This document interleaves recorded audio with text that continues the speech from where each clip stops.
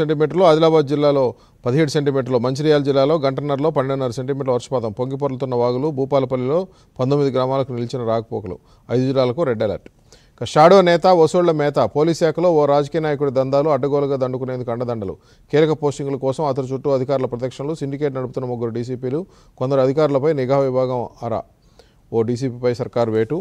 నేరుగా ఒప్పందమే ఉత్తమం. రష్యా, ఉక్రెయిన్లు దానిపై దృష్టి నిలపాలి. కాల్పుల విరమణతో ప్రయోజనం లేదన్న ట్రంప్. రేపు అగ్రరాజ్య అధిపతిని కలవనున్న జెలెన్స్కీ. నిర్ణయం లేకుండానే మూసిన ట్రంప్ పుతిన్ భేటీ. భారత్పై అదనపు సుంకాల భారం ఉండకపోవచ్చు. ట్రంప్ సంకేతాలు. ఎవరిపైనో కోపాన్ని ప్రదర్శించడానికి సీఎం కాలేదు. వాళ్ల దుఃఖానికి నా గెలిపే చాలు. అధికారంలో ఉన్నంతకాలం పేదల కోసమే పనిచేస్తా. పుస్తకావిష్కరణ సభలో సీఎం రేవంత్ రెడ్డి వ్యాఖ్యలు. రాష్ట్రపతి, గవర్నర్లకు గడువు విధించడం తగదు. అది అధికార పరిధిలోకి చొరబడటమే. కోర్టులు రాజ్యాంగాన్ని సవరించలేవు. సుప్రీంకోర్టుకు కేంద్రం స్పష్టీకరణ. ఆంధ్రజ్యోతి. సుంకాల సంఖ్యలు తప్పినట్టే. ట్రంప్, పుతిన్ భేటీ నేపథ్యంలో భారత్కు ఉపశమనం. రష్యా, ఉక్రెయిన్ యుద్ధం నిలిపే దిశగా పరిణామాలు. 20% అదనపు సుంకాల అమలు నిలిచిపోయే అవకాశం. 2వ విడత సుంకాలు ప్రస్తుతానికి అవసరం లేదు. టీవీలు, పేపర్లు, వేల కోట్లు ఉన్నా ఉద్యమకారులేనట. నిజమైన ఉద్యమకారులు ఎవరో చెప్పుకోరు. నేను ఎవరిని శత్రువుగా చూడటం లేదు. నాకు శత్రువు కావాలన్నా ఓ స్థాయి ఉండాలి. నా కోపాన్ని ప్రదర్శించడానికి సీఎంని కాలేదు. అలా వినియోగిస్తే నాకంటే మూర్ఖుడు ఉండడు. వారి దుఃఖానికి నా గెలుపు చాలు. వాళ్ళు చేసుకున్న పాపాలకు వాళ్లే పోతారు. 109 దేశాల సుందరీమణులతో తెలంగాణ గేయం పాడించా. సీఎంగా ఇది నేను సాధించిన విజయం. ధర్మగంట మాదిరిగా అందుబాటులో ఉంటున్నాం. అందశ్రీ హసిత బాష్పాల ఆవిష్కరణలో రేవంత్ రెడ్డి వ్యాఖ్యలు. బీసీ రిజర్వేషన్లపై కార్యాచరణ.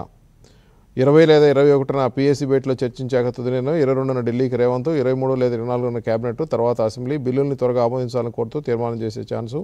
కాళేశ్వరం పైన అసెంబ్లీలో చర్చ. Power point presentation. విడవని వాన. ఉమ్మడి ఆదిలాబాద్, ఖమ్మం, వరంగల్, నిజామాబాద్ జిల్లాల్లో భారీ వర్షాలు. అప్రమత్తంగా ఉండాలని సీఎం ఆదేశం. ఆ అధికారం కోర్టులకు లేదు. బిల్లుల్ని ఆమోదించే విషయంలో రాష్ట్రపతికి, గవర్నర్లకు న్యాయస్థానం గడువు పెట్టలేదు. అలా చేస్తే రాజ్యాంగపరమైన గందరగోళం. సుప్రీంకోర్టుకు తేల్చెప్పిన కేంద్ర సర్కారు.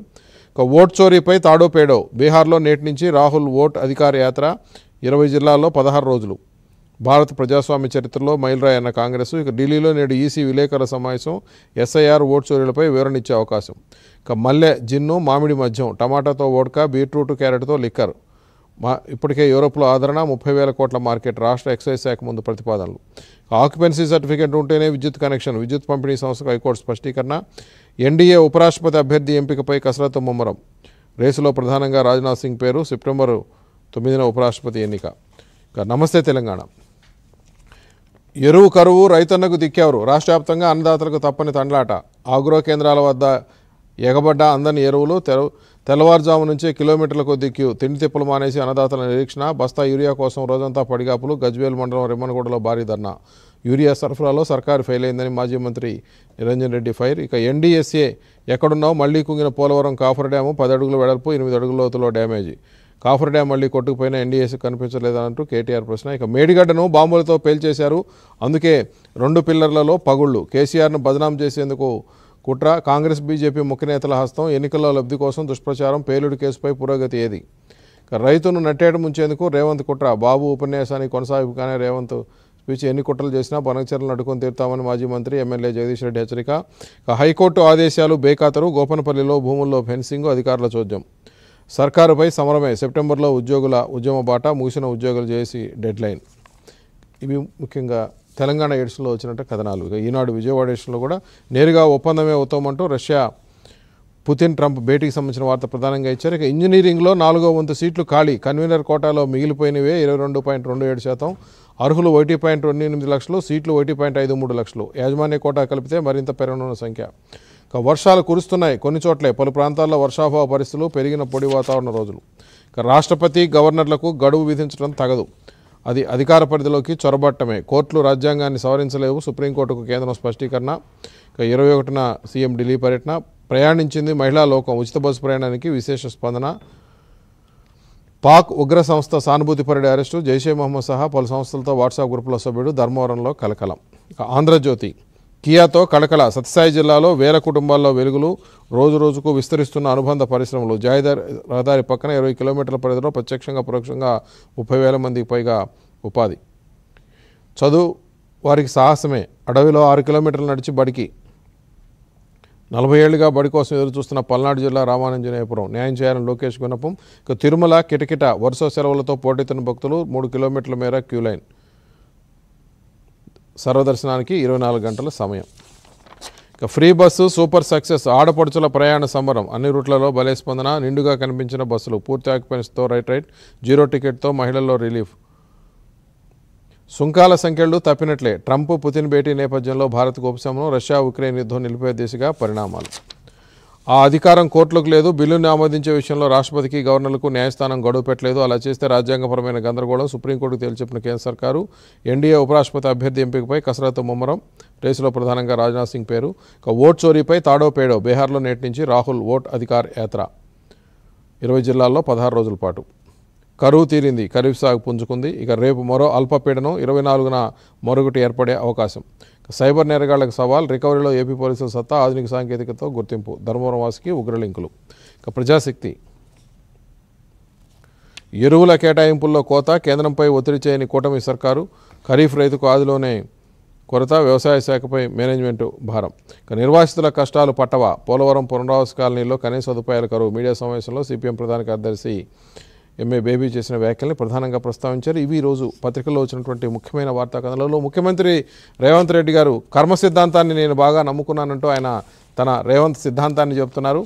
నేను ఎవరిని కూడా శత్రువుగా చూడటం లేదు. నాకు శత్రువు కావాలన్నా ఓ స్థాయి ఉండాలంటున్నారు. కోపాన్ని ప్రదర్శించడానికి సీఎంని కాలేదు. ఎవరి మీద కక్ష తీర్చుకోవటాలు అట్లాంటివి ఉండమంటున్నారు. వాళ్ళ దుఃఖానికి నా గెలుపు చాలంటున్నారు ఆయన. నేను సీఎం కుర్చీలో కూర్చొని సంతకం పెడుతుంటే వాళ్ళ గుండెల్లో కోత పడతా ఉంది. గుండెల్లో గీత గీసినట్టుగా అవుతుందంటూ ఆయన వ్యాఖ్యలు చేస్తున్నారు. ఈ మధ్యకాలంలో ఢిల్లీలో మాట్లాడుతూ ఆయన ఎర్రవెల్లే చెర్లపల్లి కేసీఆర్ కంటూ కూడా వ్యాఖ్యలు చేశారు. ఒక పక్క విపక్షాల్లో రకరకాల ప్రధానమైనటువంటి ప్రతిపక్షం బీఆర్ఎస్ ఎట్లాగూ దానికి సంబంధించిన అంశమే కాబట్టి వాళ్ళు మాట్లాడుకున్నా, భారతీయ జనతా పార్టీ లాంటి పార్టీ వాళ్ళు కొంతకాలంగా ఈ కేసులు కానీ వీటి మీద ఏమైంది అనేటువంటి ఒక మాట అయితే మాట్లాడుతున్న నేపథ్యంలో రేవంత్ రెడ్డి గారి యొక్క సిద్ధాంతం, కర్మ సిద్ధాంతం అంశంతో పాటు ఓట్ చోరీ మీద తాడో పేడో అంటున్నారు. అట్లనే ఆర్ఎస్ ప్రవీణ్ కుమార్ గారు మేడిగడ్డ ఫ్లైఓవర్లో మేడిగడ్డ పిల్లర్లు పేల్చేశారని చెప్పి నిన్న ఏదో ఆయన ఒక పెద్ద సంచలన వ్యాఖ్యలు కూడా చేశారు. ఎంసెట్ మీద మాట్లాడతాం. సామా రామ్మోహన్ రెడ్డి గారు ఉన్నారు, అంతోటి Congress party PCC media committee chairman. Balraj Yadav garu ఉన్నారు, బీఆర్ఎస్ పార్టీ అధికార ప్రతినిధి. అమర్నాథ్ గారు ఉన్నారు, బీజేపీ అధికార ప్రతినిధి. ముందుగా అమర్నాథ్ గారితో మాట్లాడదాం. అమర్నాథ్ గారు, రేవంత్ రెడ్డి గారు కర్మ సిద్ధాంతాన్ని ప్రస్తావిస్తున్నారు ఈ మధ్యకాలంలో తరచుగా. అంటే పాపం చేసిన వాళ్ళు వాళ్ళ పాపాలకు వాళ్లే పోతారంటున్నారు. బట్ తను సీఎం కావటమే వాళ్ళకి ఒక రకమైనటువంటి గుణపాఠమా, లేదంటే దాంతోనే వాళ్ళందరూ ఏడుస్తూ ఉంటారు, అదే సరిపోతుంది, ఇటువంటి వ్యాఖ్యలు చేస్తున్నారు. శత్రువుగా చూడనంటున్నారు. ఈ తరహా వ్యాఖ్యలు ఈ మధ్యకాలంలో ఎక్కువగా చేస్తున్నారు ఆయన. మొదటగా విజయ్ గారు, మీకు అట్లాగే బాలరాజ్ యాదవ్ గారు, సామా రామ్మోహన్ రెడ్డి గారు, అట్లాగే ప్రేక్షకులందరికీ నమస్కారం. అది కర్మ సిద్ధాంతం కాదు ఆయన చెప్పేది, మన ప్రజల కర్మ సిద్ధాంతం. ఎందుకంటే మొదటి నుంచి కూడా రేవంత్ రెడ్డి గారి విషయంలో ప్రజలకు ఒక డౌట్ ఉంటుండే. ఏ డౌట్ అంటే ఈయన ఏదో ఒక రకంగా సెటిల్మెంట్ చేసుకొని మొత్తం కేసులు నీరుగార్చి కేసీఆర్ ను, కేటీఆర్ ను, కవిత గారిని కాపాడే ప్రయత్నం చేస్తున్నారు అనేది. అయితే ఆ డౌట్ మొన్న ఎర్రవెల్లి చెర్లపల్లి అన్న తర్వాత, ఇట్లాగే నిన్న కర్మ సిద్ధాంతం గురించి మాట్లాడిన తర్వాత చాలా క్లియర్ గా స్పష్టంగా ప్రజల ముందు ఏం అర్థమవుతున్నదంటే, ఈయన మొదటి నుంచి పెట్టిన కేసులలో చాలా పకడ్బందీగా, నేను మీకు 2-3 ఎగ్జాంపుల్స్ చెప్తాను ఎంత పకడ్బందీగా వాళ్ళను తప్పించే ప్రయత్నం మొదటి నుంచి చేశారనేది. 2023 డిసెంబర్ లో వీళ్ళు 2 శ్వేతపత్రాలు రిలీజ్ చేశారు. ఒకటి ఇరిగేషన్ మీద, ఒకటి పవర్ మీద. పవర్ మీద ఒక గవర్నమెంట్ సంస్థ అయినటువంటి బిహెచ్ఎల్ గురించి ఒక 22 సార్లు ప్రస్తావించేశారు. అలాంటిది ఇరిగేషన్ డిపార్ట్మెంట్ గురించి శ్వేతపత్రంలో ఒక్కసారి కూడా వారు ఏ కంపెనీ, మెగా కావచ్చు, ఎల్ఎన్టీ కావచ్చు, ఏ కంపెనీ ప్రస్తావన ఇవ్వలేదు. సో అక్కడి నుంచే వారు అంటే చాలా పద్ధతి ప్రకారంగా స్టెప్ బై స్టెప్ వీళ్ళని ఎట్లా కాపాడాలి అని ఒక లాయర్ లాగా ఎప్పుడు చెప్తాడుగా ఆయన, నేను చాలా లాయర్ లాగా ఆలోచిస్తా అని, అట్లా లాయర్ లాగానే చాలా పద్ధతి ప్రకారం వీళ్ళని కాపాడే ప్రయత్నం మొదటి నుంచి చేశారు. ఎందుకంటే రేవంత్ రెడ్డి గారు ఓటుకు నోటు కేసులు దొరికినప్పుడు కేసీఆర్ గారు అప్పుడు కవిత చెప్పిందని కాపాడారు అని ప్రజలు చాలా సార్లు అనుమానపడ్డారు. అది ఈ రోజు అదే క్విడ్ ప్రోక్యూ భాగంగా, అంటే క్విడ్ ప్రోక్యూ భాగంగా వారు కేసీఆర్ గారిని, కేటీఆర్ గారిని కాపాడే ప్రయత్నం చేస్తున్నారు అనేది క్లియర్ గా కనబడుతున్నది. ఎందుకంటే ఇప్పటి వరకు హెచ్ఎండిఎస్ స్కామ్ కానీ, జిఎస్టీ స్కామ్ కానీ, ఫోన్ ట్యాపింగ్ వ్యవహారం కానీ, ఫోన్ ట్యాపింగ్ వ్యవహారం ఇంటర్నేషనల్ క్రైమ్ అని చెప్పిన సీఎం గారు, అట్లాగే కాళేశ్వరం ఏటీఎం అని చెప్పిన సీఎం గారు, అసలు టర్మ్స్ ఆఫ్ రిఫరెన్స్ మనం చాలాసార్లు ఆర్గ్యుమెంట్ చేశాము విజయ్ గారు. మీకు జ్ఞాపకం ఉంటే మన ఛానల్లో డిస్కషన్ లోనే నేను చాలాసార్లు ఇది హైలైట్ చేశాను. ఏంటంటే అసలు టర్మ్స్ ఆఫ్ రిఫరెన్స్ ఇప్పటి వరకు వీళ్ళు పొందుపరచట్లేదంటే ఫైనల్ గా మొన్న పిసి ఘోష్ గారి కమిటీ రిపోర్ట్ ఇచ్చిన దాంట్లో టర్మ్స్ ఆఫ్ రిఫరెన్స్ మనం చదివితే అసలు అక్కడ ఫైనాన్షియల్ ఇర్రెగ్యులారిటీస్ అనో కరప్షన్ యాంగిల్ అనో అసలు లేనే లేదు. అసలు టెక్నికల్ డిస్కషన్ ఉంది, ఆ తర్వాత ఆ మేడిగడ్డ ఎందుకు కూలిపోయింది టెక్నికల్ గా దాన్ని సరి చేయాలని తప్పితే టర్మ్స్ ఆఫ్ రిఫరెన్స్ లోనే మీకు ఫైనాన్షియల్ ఇర్రెగ్యులారిటీస్ తర్వాత టెండర్ అవార్డు ప్రాసెస్ మీద దేని మీద లేదు టర్మ్స్ ఆఫ్ రిఫరెన్స్.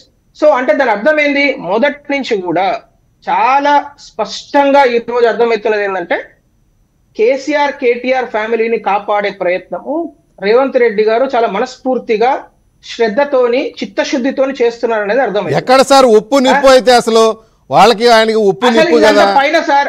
ఇప్పుడు మనలాంటి అమాయకులను అంటే మనని అమాయకులు అనుకోని ఆయన మాట్లాడుతున్నారు అనుకుంటున్నాను నేను. ఎందుకంటే ప్రజలకు అర్థమవుతున్నది, చిన్న ఊర్లో అడిగినా కూడా చెప్తున్నారండి. ఎందుకంటే ఇప్పుడు మీకు చూడండి గొర్రెల స్కామ్ అన్నారు, గొర్రెల స్కామ్ లో అసలు సూత్రధారు ఎవరు ఉంటారు, మంత్రి ఉంటారు. ఆ మంత్రి గురించి ఇప్పటివరకు ఆయన మాట్లాడు.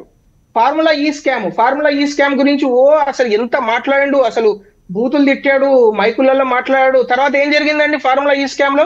అసలు ఎవరైతే దానిలో కిక్ బ్యాక్స్ ఇచ్చే అవకాశం ఉండే కంపెనీ ఏదైతే ఉందో ఏకైక కంపెనీ ఎస్ నెక్స్ట్ జెన్, అసలు ఆ కంపెనీ పేరే ఎఫ్ఐఆర్ లో లేదు. ఆ కంపెనీని వారు ఇప్పటి వరకు ఆ కంపెనీ గురించి మాట్లాడలేదు. కాళేశ్వరంలో వాళ్ళ ఓన్ సంస్థ విజిలెన్స్ డిపార్ట్మెంట్ చాలా క్లియర్ గా ఏం చెప్పింది, 17 మంది ఇంజనీర్ల మీద ఎల్ఎన్టీ మీద క్రిమినల్ ప్రొసీడింగ్స్ చేయండి అని చెప్పింది గవర్నమెంట్ కు. ఇప్పటి వరకు కేసు పెట్టలేదు, ఎఫ్ఐఆర్ బుక్ చేయలేదు. అంటే దీని అర్థం ఏంటి అంటే మరి సామా రామ్మోహన్ రెడ్డి గారు చెప్తారా లేకుంటే కాంగ్రెస్ పార్టీ ఆన్సర్ చేస్తుందో తెలియదు కానీ ఇప్పటి వరకు నేను 8 స్కామ్ల గురించి మనం మాట్లాడుకున్నాం. ఏది మొదటి హెచ్ఎండిఏ స్కామ్ దగ్గర నుంచి మొన్న ఫార్ములా ఈ రేస్ స్కామ్ వరకు ఒక్క స్కామ్ లో కూడా ఇప్పటి వరకు వాళ్ళ కుటుంబం పైన కనీసం చీమను కూడా అంటే చీమ చేసేంత నష్టం కూడా చేయనంతగా మన అంటే రేవంత్ రెడ్డి గారు ఒక పెద్ద గోడలాగా కాపాడుతున్నారు అనేది క్లియర్ గా కనబడుతున్నది. అయితే ఇదంతా ఒకటైతే భారతీయ జనతా పార్టీ కేంద్ర ప్రభుత్వం కావచ్చు, Bharatiya Janata party as a party ఊరుకునే ప్రసక్తే లేదు. ఎంత దూరమైనా సరే, ఎందుకంటే మనకు కోర్టుల మీద నమ్మకం ఉంది, హైకోర్టు ఉన్నది, సుప్రీంకోర్టు ఉన్నది. కోర్టులలో మేము పిల్స్ దాఖలు చేశాము కాళేశ్వరం గురించి, మిగతా వాటి గురించి. వీళ్ళని వదిలిపెట్టే అవకాశమే లేదు. ఎందుకంటే కల్వకుంట్ల ఫ్యామిలీ ఈ రాష్ట్రాన్ని ఎంత దారుణంగా దోచిందో, 10 సంవత్సరాలు ఎన్ని వేల కోట్ల రూపాయలు వాళ్ళు దోచుకున్నారో మనందరం అనేక సార్లు మాట్లాడుకున్నాము. దాన్ని ఖచ్చితంగా కోర్టులకు ఈడ్చి తీరుతాము, వాళ్ళని జైలుకు పంపించి తీరుతాము.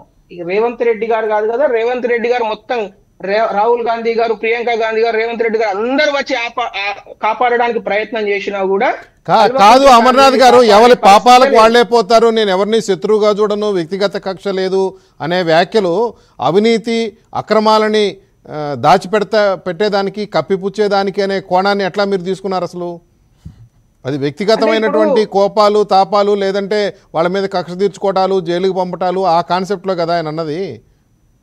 అంటే రేవంత్ రెడ్డి గారు ఒక ఇండివిజువల్ గా మాట్లాడతలేరండి, ఆయన ఒక సీఎం చైర్ లో కూర్చొని మాట్లాడుతున్నారు. సీఎం అంటే ఎవరండి? ప్రభుత్వ అధినేత. ప్రభుత్వం అంటే చట్టం తన పని తాను చేసుకుంటూ పోవాలి. ఎందుకంటే చట్టాన్ని ఇప్పుడు మీరు మీ మాటల ప్రభావం చట్టం మీద ఉండదా?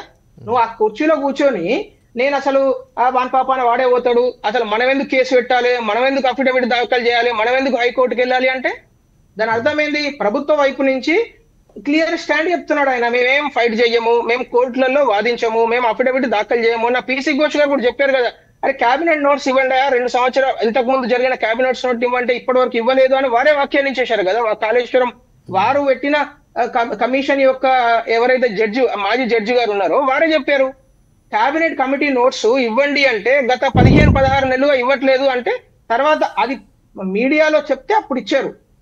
అంటే దీని క్లియర్ గా మనకు అంటే విజయ్ గారు ఇక్కడ 2 విషయాలండి. రేవంత్ రెడ్డి గారు పర్సనల్ గా కల్వకుంట్ల ఫ్యామిలీని కాపాడే ప్రయత్నం చేస్తున్నారా, లేకుంటే కాంగ్రెస్ పార్టీ యొక్క అఫీషియల్ స్టాండే అదే అనేది ఇప్పుడు వారు తేల్చాలి. వారు తేల్చకుంటే వాళ్ళు తేల్చకున్నా భారతీయ జనతా పార్టీ కేంద్ర ప్రభుత్వం వీళ్ళని వదిలే సవాలే లేదు. మాకు అధికారం లేకపోవచ్చు కానీ కోర్టుల మీద నమ్మకం ఉంది, రాజ్యాంగం మీద నమ్మకం ఉంది, బాబాసాహెబ్ అంబేద్కర్ గారు ఇచ్చిన రాజ్యాంగం మీద పూర్తి స్థాయిలో విశ్వాసం ఉన్నది కాబట్టి వీళ్ళను వదిలే సవాలే లేదు. ఎందుకంటే ఈ రోజు ఆయన ఎంత కర్మ సిద్ధాంతం ఇంకో సిద్ధాంతం అని బోడి సిద్ధాంతాల మాటలు చెప్పి ఈ కేసులు ఎంత నీరుగార్చే ప్రయత్నం చేసినా కూడా కావలసినంత ఎవిడెన్సెస్ వాళ్ళకి అగేన్స్ట్ గా ఉన్నాయి. ఎందుకంటే ఇప్పుడు మనము చాలా క్లియర్ గా మాట్లాడుకున్నాం ఇందాక 4-5 అంశాలు. కాళేశ్వరం విషయంలో కనబడుతున్నది ఎక్కడెక్కడ ఫైనాన్షియల్ ఇర్రెగ్యులారిటీస్ జరిగినాయో సిఏజీ రిపోర్ట్ ఉంది, అది రాజ్యాంగబద్ధ సంస్థ. ఎన్డిఎస్ఏ రిపోర్ట్ ఉంది, అది కూడా కేంద్ర ప్రభుత్వ సంస్థ. అది వీళ్ళ మాటలకు తలొగ్గేది లేదు. వీళ్ళు విజిలెన్స్ మాటలు వీళ్ళు లెక్క చేయకుండా కేసులు పెట్టకుండా సరే, కానీ ప్రజలలో ఈరోజు ప్రజా కోర్టులో ప్రజలలో మాత్రం నేను ఒక మాట చెప్పి కంక్లూడ్ చేస్తాను విజయ్ గారు. ఈరోజు ప్రజలలో మాత్రం చాలా క్లియర్ గా చర్చ ఏం జరుగుతున్నదంటే రేవంత్ రెడ్డి గారు ఎట్టి పరిస్థితులలో ఒక ఈగ కూడా వాళ్ళనివ్వకుండా కల్వకుంట్ల ఫ్యామిలీని కాపాడుతున్నారు అనే చర్చ మాత్రం జరుగుతున్నది. ఓకే సార్, రామ్మోహన్ రెడ్డి గారు కర్మ సిద్ధాంతం కాదు, అది ప్రజల కర్మ సిద్ధాంతం లాగా, ప్రజల కర్మలాగా మారింది అంటున్నారు ఆయన. విజయ్ గారు, ముందుగా మీకు ప్యానెల్లో పెద్దలకి అండ్ టిఫే ప్రేక్షకులందరూ కూడా గుడ్ మార్నింగ్. ఆయన ప్రజల కర్మ సిద్ధాంతం అనేటటువంటిది మాట్లాడుకుంటేనే బోడి సిద్ధాంతం అని కూడా అన్నాడు ఇప్పుడు ఆయన మాటలలో. అది బీజేపీ నైజం. వాళ్ళకి నిజంగా సిద్ధాంతం అన్నా ధర్మం అన్నా కేవలం రాజకీయాల కోసమే పరిమితం అవుతారు కాబట్టి వాళ్ళకి సిద్ధాంతం అనే పదం బోడి సిద్ధాంతం లెక్కనే కనిపిస్తుంది. రేవంత్ రెడ్డి గారు చెప్తున్న సిద్ధాంతం బోడి సిద్ధాంతం అంటే అదే ఎవరిదైనా సిద్ధాంతం అనేటటువంటి దాని మీద ప్రిఫిక్స్ అనేటటువంటి బోడి వాడేటప్పుడు మనకు కొంచెం, ఎందుకంటే మన లోపల ఉంటున్నటువంటి తత్వాన్ని బయటికి కనబరుస్తుంది కదా.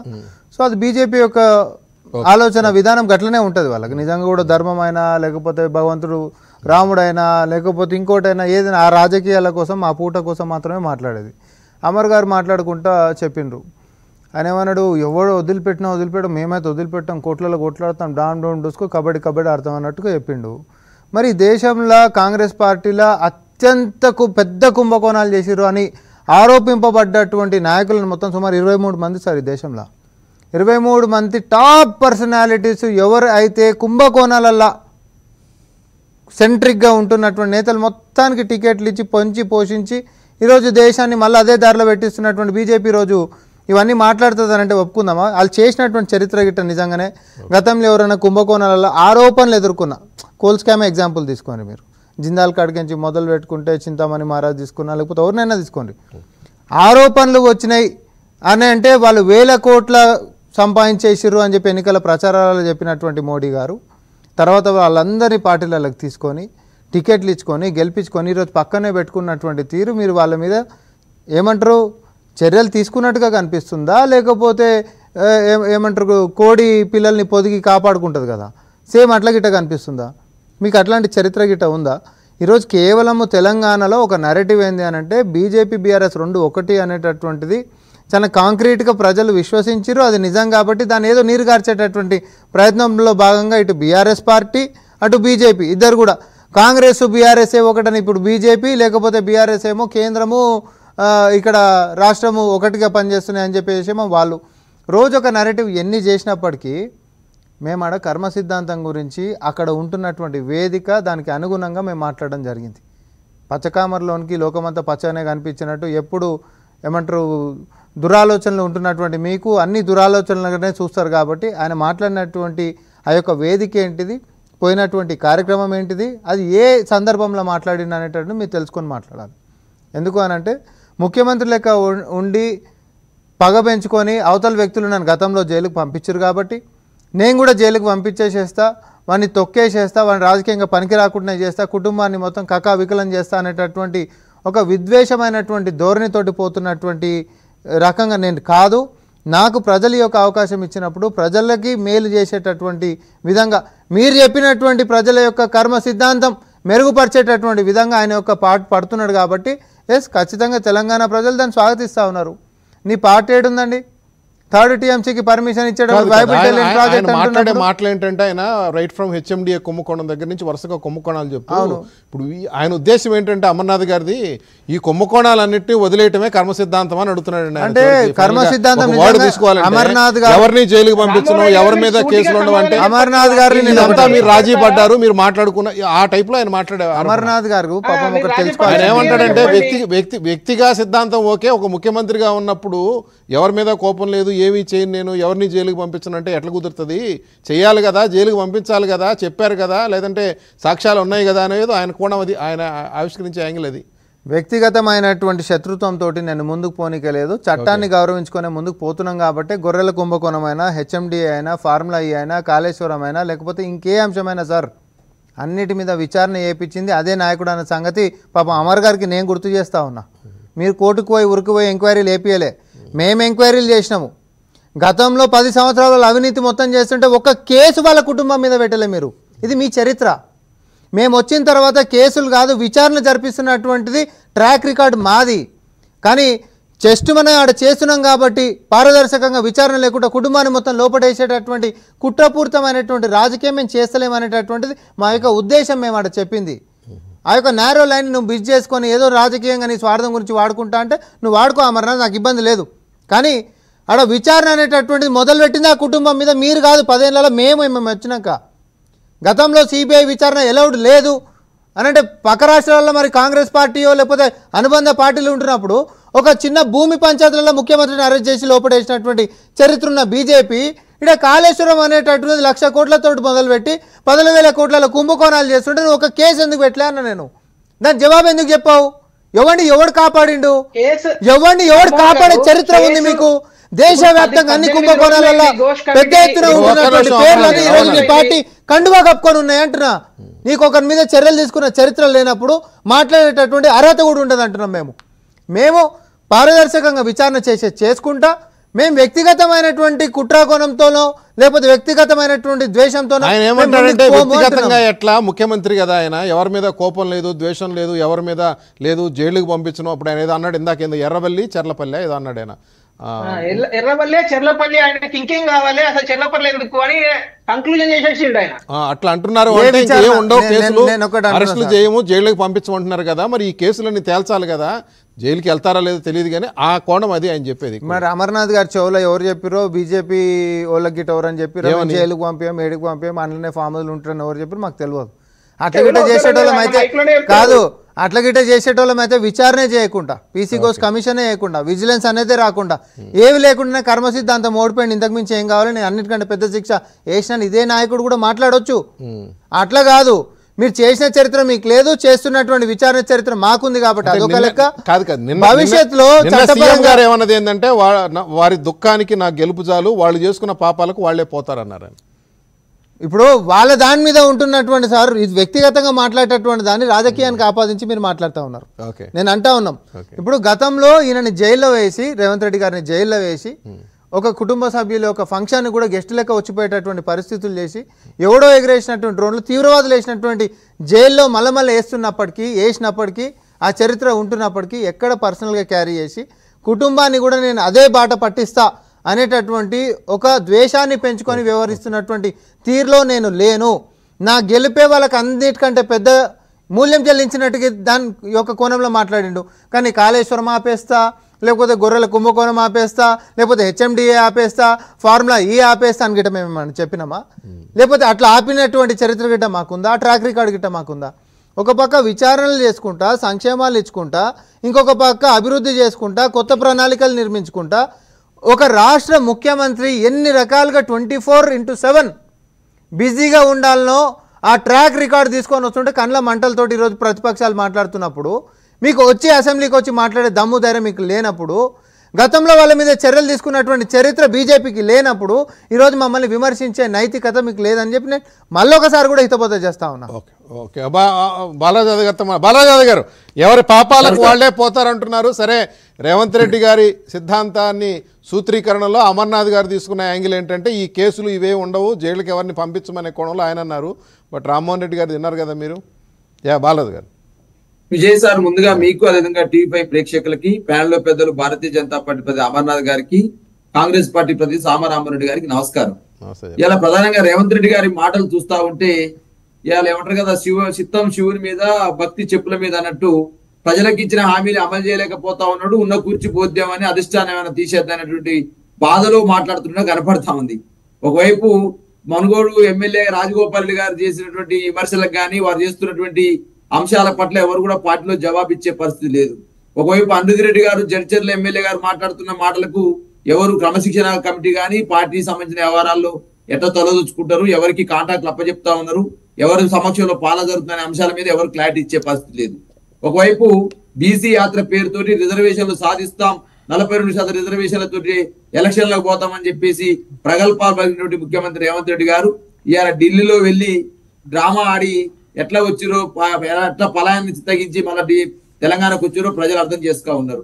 అక్కడికి ఢిల్లీకి వెళ్ళి పెద్ద ఎత్తున 100 మంది ఎంపీలను ఢిల్లీ గల్లీ ఇల్లు నిలబెడతా, కూర్చోబెడతా, ధర్నా చేస్తా అని చెప్పేసి మాట్లాడి రాష్ట్రపతి భవన్ ముందు పరేడ్ చేస్తానని మాట్లాడినట్టు ముఖ్యమంత్రి రేవంత్ రెడ్డి గారు మరి 100 మంది ఢిల్లీలో ఉన్నటువంటి ఇండియా ఎంపీలు వచ్చిరా లేదా అర్థం కాలే. అదేవిధంగా పార్లమెంట్ లో 42% రిజర్వేషన్ల మీద మేము నిలదీస్తాం, ఖచ్చితంగా కొట్లాడతాం, తెలంగాణ రోల్ మోడల్. అదేవిధంగా మొత్తం పెద్ద ఎత్తున బీసీల కులగణనకు తెలంగాణ ఒక రోడ్ మ్యాప్ గీసిందని మాట్లాడిన రాహుల్ గాంధీ గారు కనీసం ఢిల్లీలో బీసీల ధర్నకు వచ్చే పరిస్థితి లేదు, సోనియా గాంధీ వచ్చే పరిస్థితి లేదు, ప్రియాంక గాంధీ వచ్చే పరిస్థితి లేదు, ఖర్గే కనీసం వాళ్ళ జాతీయ అధ్యక్షుడు ఖర్గే వచ్చే పరిస్థితి లేదు. అంటే ఢిల్లీలో కథమైపోయింది. బీసీల ధర్నా, బీసీలు ఏదైతే 40% రిజర్వేషన్ అన్నారో అది అమలు చేసే పరిస్థితి లేదు. కోర్టు ఏమో సెప్టెంబర్ 31 తారీఖు ఇచ్చింది. మరి అలా ఢిల్లీలో కాంగ్రెస్ పార్టీ నాయకులేమో బీసీల పట్ల, బీసీ రిజర్వేషన్ల పట్ల కర్ణించే పరిస్థితి లేదు. ఒకవైపు ఏమో ఆయన ఢిల్లీ యాత్ర పెట్టుకుంటే ఇక్కడేమో మీనాక్షి నటరాజన్ గారు వారి ఇన్ఛార్జ్ గారేమో గల్లీల యాత్ర పెట్టుకున్నారు. ఈయనేమో గల్లీల యాత్ర, ఇక్కడేమో ఆయన ఢిల్లీ యాత్ర. మరి ఎవరితో మాట్లాడాలి, ఎవరితో ఏం చేయాలి? ఒకవైపు మీనాక్షి ఏమో రేవంత్ రెడ్డిని సైన్ నెట్టేసి కాదు ఈ సిద్ధాంతానికి దానికి ఏంటి లింకు? మరి అదే సార్, ఇప్పుడు పనులు జరగనప్పుడు పలాయనం చిత్తగించడం ఇప్పుడు నేనేమంటే విజయ్ గారు అధికార పార్టీలో ఉన్నారు రేవంత్ రెడ్డి గారు. చేయాల్సింది వాళ్ళు, ప్రజలకు ఇచ్చిన హామీలు ఇచ్చింది వాళ్ళు పని చేయాల్సిన వాళ్ళు ఏం చేస్తారు? పలాయనం చిత్తగిస్తా ఉంటే ఏందన్నట్టు దీన్ని అంటే ఇలా ఆడలేక మధ్యలో ఓడినట్టు మాట్లాడుతున్న సందర్భం కనపడతా ఉంది కదా. ఇలా బీసీలకు ఇచ్చిన రిజర్వేషన్ల మీద అమలు చేయాల్సిన బాధ్యత ప్రభుత్వం మీద ఉంటది. రేవంత్ రెడ్డి గారు ఇలా దేశంలో ప్రతిపక్ష పార్టీలో ఉన్నారు, ఇలా రాష్ట్రంలో అధికార పక్షంలో ఉన్నారు.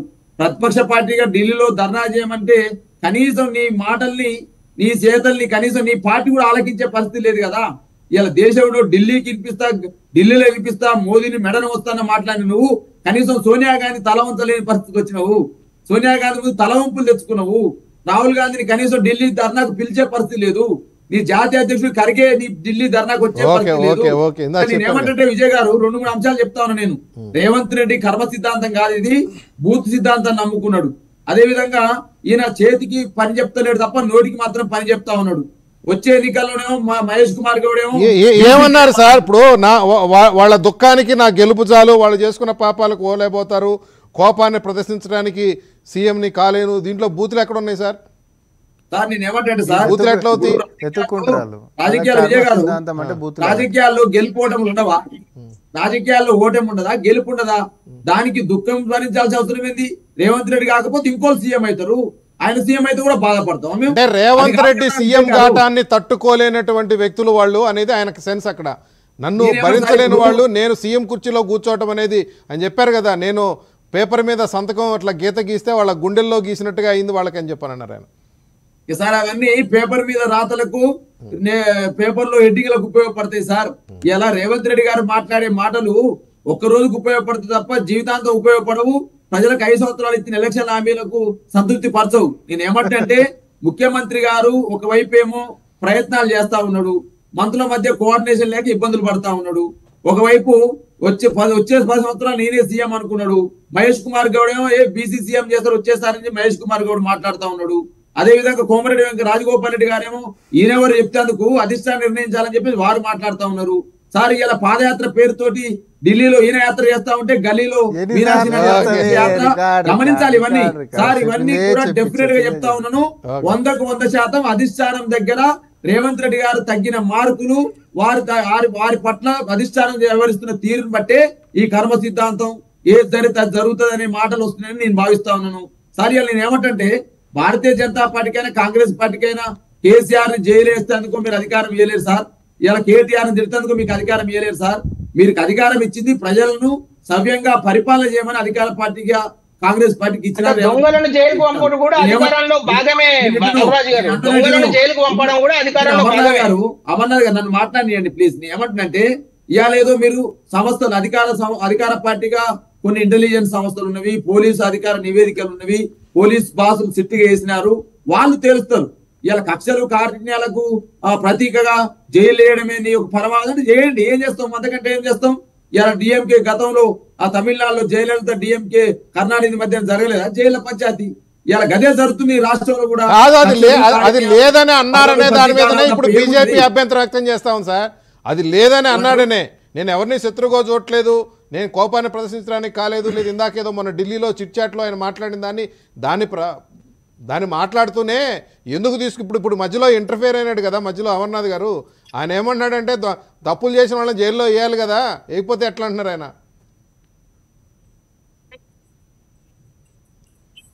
బాలరాజు గారు ఆయన ఏదో పెట్టిండు. నేనేమంటే రేవంత్ రెడ్డి గారు నేనేమంటే సార్, ఇప్పుడు ఇవాళ ఆయన ముఖ్యమంత్రిగా కావడము, తెలంగాణ ప్రజలు ప్రజాస్వామ్యంలో కాంగ్రెస్ పార్టీ ఎన్నుకున్నారు, కాంగ్రెస్ పార్టీ పక్ష నాయకుడుగా రేవంత్ రెడ్డి గారు ఎన్నుకున్నారు, రేవంత్ రెడ్డి గారు ముఖ్యమంత్రి అయినారు. ముఖ్యమంత్రి అయిన తర్వాతకి ఇవాళ వారు మాట్లాడుతున్న మాటలపైనే ఇలా పెద్ద ఎత్తున విమర్శలు వస్తా ఉన్నవి. వారు తెలంగాణ తొలి ముఖ్యమంత్రి కేసీఆర్ గారి పట్ల మాట్లాడుతున్న భాష కావచ్చు, అదేవిధంగా కేటీఆర్ గారి పట్ల మాట్లాడుతున్న భాష కావచ్చు, మా మాజీ మంత్రి హరీష్ రావు గారి పట్ల మాట్లాడుతున్న భాష ఏమన్నారండి?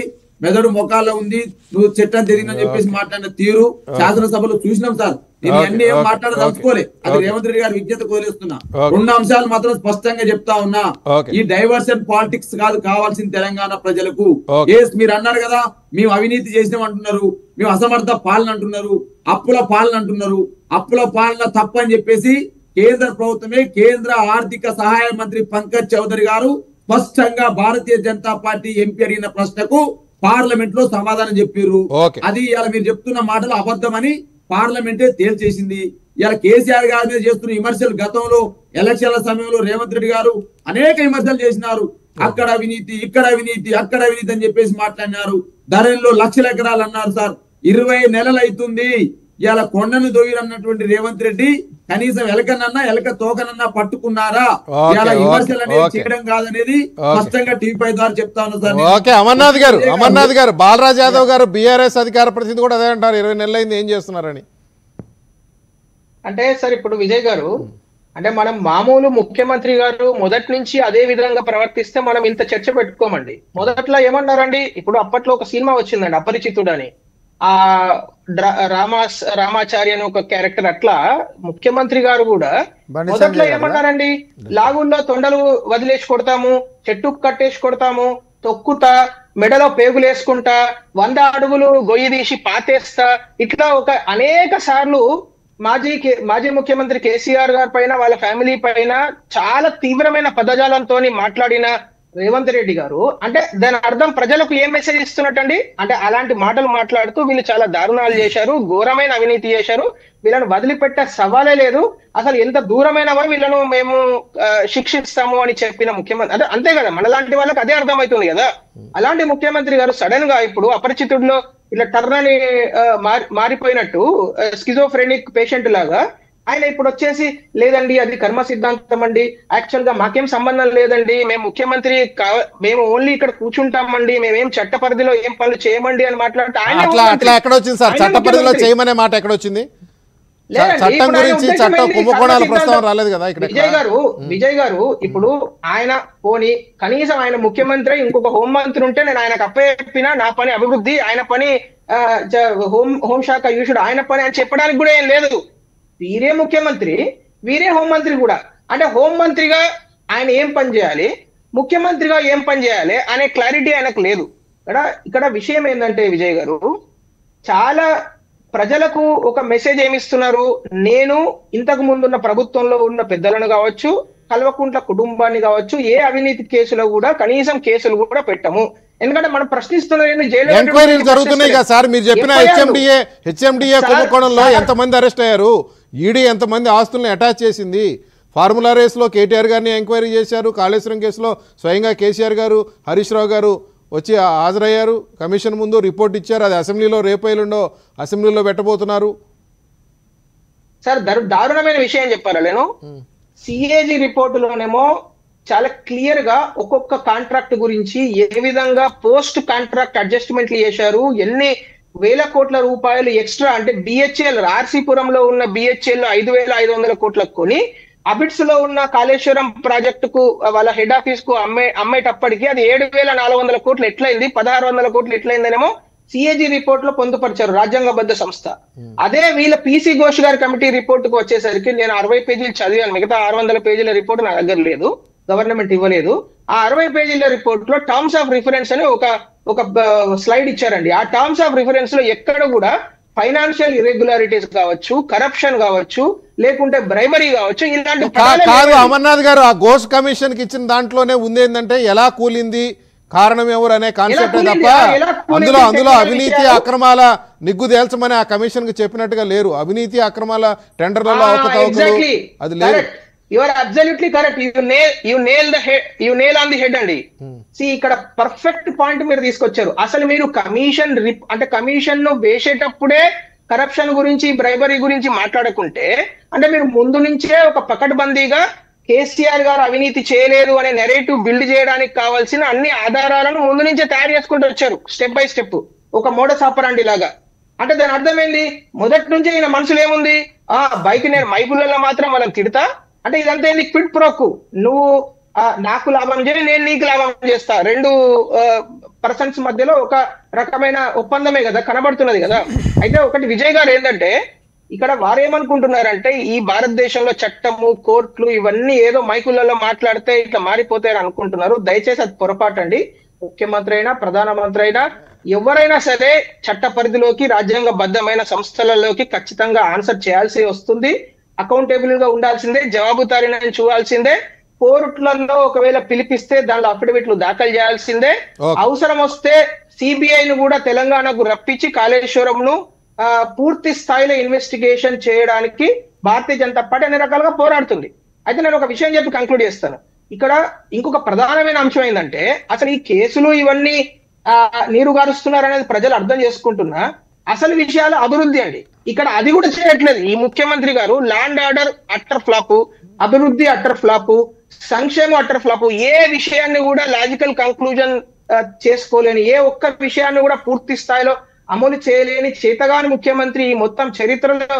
ఆయన ఎప్పుడుగా ఈ దేశాన్ని 300 మంది ముఖ్యమంత్రులు పరిపాలన చేశారు, నేను 301వ వాడిని, అసలు నేను మొత్తం ఇంద్రుని చంద్రుని అని.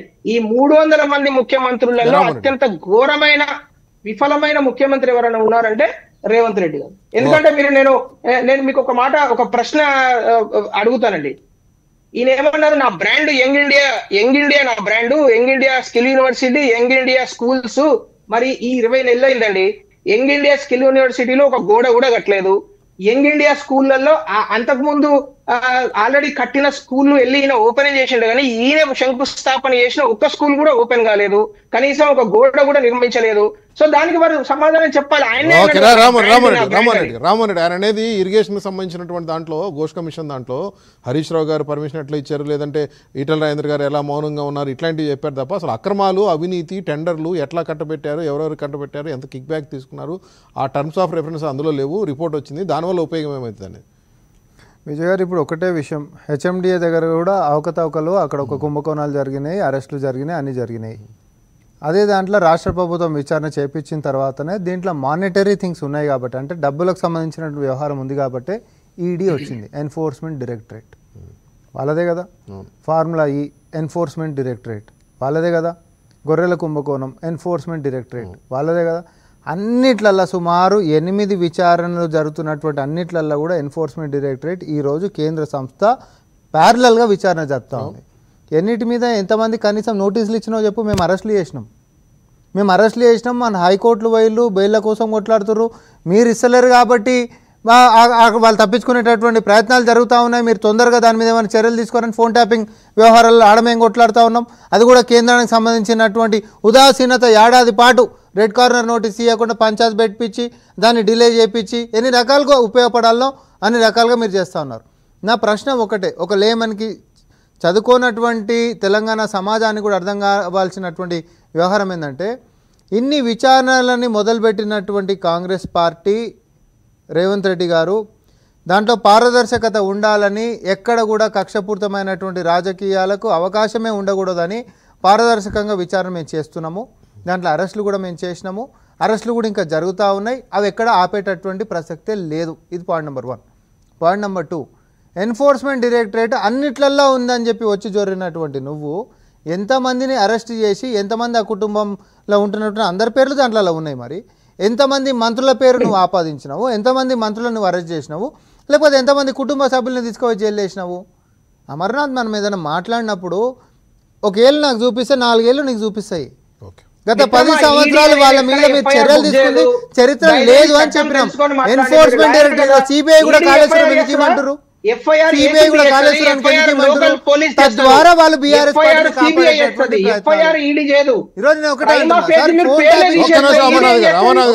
ఒక్క నిమిషం ఫోన్ ట్యాపింగ్ ఒక చిన్న ఉదాహరణ నేను మాట్లాడతా.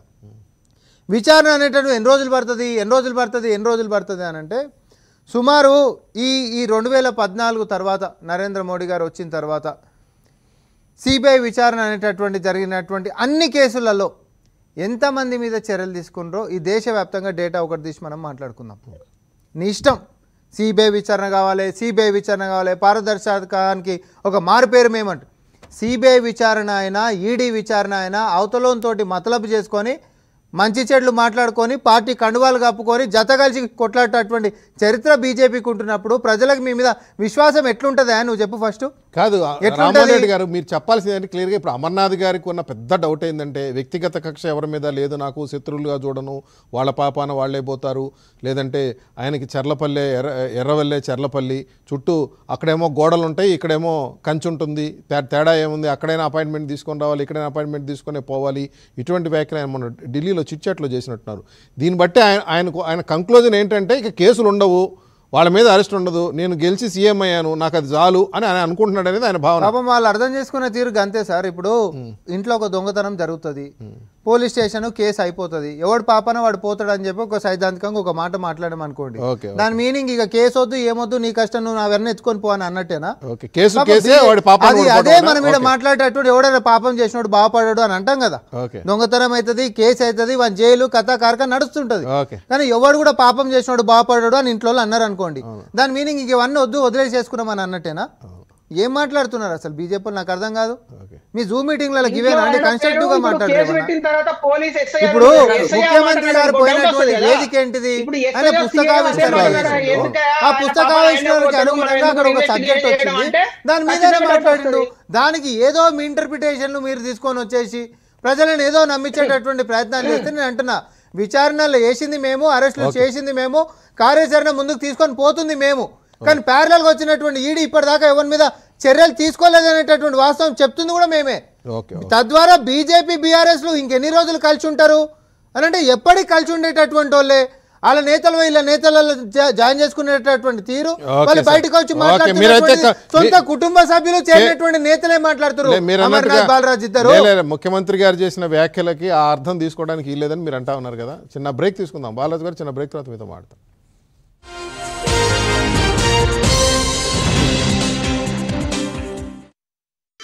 శ్రావణ మాస వ్రతాలు శుభాలకు సంకేతాలు. పసుపు కుంకుమలతో పూజించి సౌభాగ్యాలు పొందండి.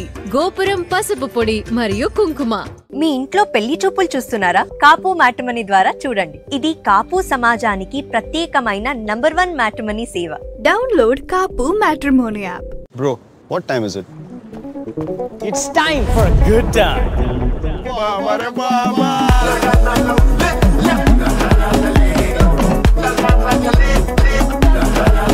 Kingfisher, the king of good times. దీన్ని ఇంట్లో పెట్టించుకుంటే పెళ్లి గురించి తెలియదు కానీ ఇల్లు మాత్రం ఖచ్చితంగా విరగదు. రూమ్టా లేకుంటే ఇల్లు స్ట్రాంగ్ కాదు. రూమ్టా స్టీల్ టీఎంటీ బార్ పూర్తిగా హెచ్ఎండి అయినా ఫార్ములా ఈ అయినా కాళేశ్వరం అయినా లేకపోతే ఇంకే అంశమైనా సార్ అన్నిటి మీద విచారణ చేయించింది అదే నాయకుడు అన్న సంగతి పాపం అమర్ గారికి నేను గుర్తు చేస్తా ఉన్నా. మీరు కోర్టుకు పోయి ఉరికిపోయి ఎంక్వైరీలు ఏపీయలే, మేము ఎంక్వైరీలు చేసినాము. గతంలో 10 సంవత్సరాల అవినీతి మొత్తం చేస్తుంటే ఒక్క కేసు వాళ్ళ కుటుంబం మీద పెట్టలే మీరు. ఇది మీ చరిత్ర. మేము వచ్చిన తర్వాత కేసులు కాదు విచారణ జరిపిస్తున్నటువంటిది ట్రాక్ రికార్డు మాది.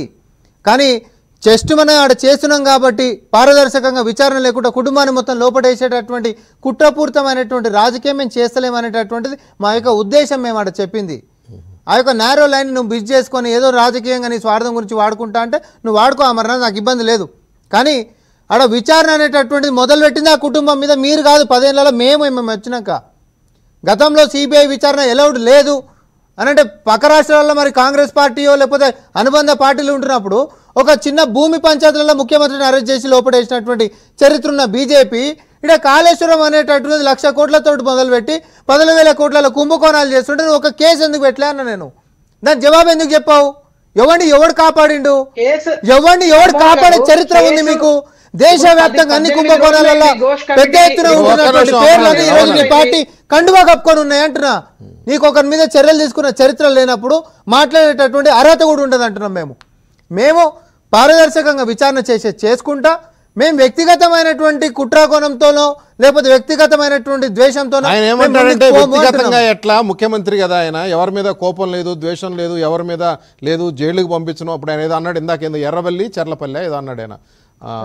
ఎర్రవల్లి చెర్లపల్లి ఆయనకి ఇంకేం కావాలి, అసలు చెర్లపల్లి ఎందుకు అని కంక్లూజన్ చేసేసిండు ఆయన. అట్లా అంటున్నారు. ఉండవు కేసులు, అరెస్టులు చేయము, జైలుకి పంపించమంటున్నారు కదా. మరి ఈ కేసులన్నీ తేల్చాలి కదా, జైలుకి వెళ్తారా లేదో తెలియదు కానీ ఆ కోణం అది ఆయన చెప్పేది. మరి అమర్నాథ్ గారి చెవులో ఎవరు చెప్పారో, బీజేపీ వాళ్ళకి గిట్ ఎవరని చెప్పారు, జైలుకి పంపాం, ఏడికి పంపాం, అందులోనే ఫామ్ హౌస్లు ఉంటారని ఎవరు చెప్పారు మాకు తెలియదు. అట్లా గిట్ట చేసేటోళ్ళం అయితే కాదు, అట్లా గిట్ట చేసేటోళ్ళం అయితే విచారణే చేయకుండా, పీసీ కోర్స్ కమిషనే చేయకుండా, విజిలెన్స్ అనేది రాకుండా, ఏవి లేకుండా కర్మ సిద్ధాంతం ఓడిపోయింది, ఇంతకు మించి ఏం కావాలి, నేను అన్నిటికంటే పెద్ద శిక్ష వేసినాను, ఇదే నాయకుడు కూడా మాట్లాడవచ్చు. అట్లా కాదు, మీరు చేసిన చరిత్ర మీకు లేదు, చేస్తున్నటువంటి విచారణ చరిత్ర మాకుంది కాబట్టి అదొక లెక్క. భవిష్యత్తులో ఏమన్నది ఏంటంటే వారి దుఃఖానికి నా గెలుపు చాలు, వాళ్ళు చేసుకున్న పాపాలకు వాళ్లే పోతారన్నారు. ఇప్పుడు వాళ్ళ దాని మీద ఉంటున్నటువంటి సార్ ఇది వ్యక్తిగతంగా మాట్లాడేటటువంటి దాన్ని రాజకీయానికి ఆపాదించి మీరు మాట్లాడుతూ ఉన్నారు.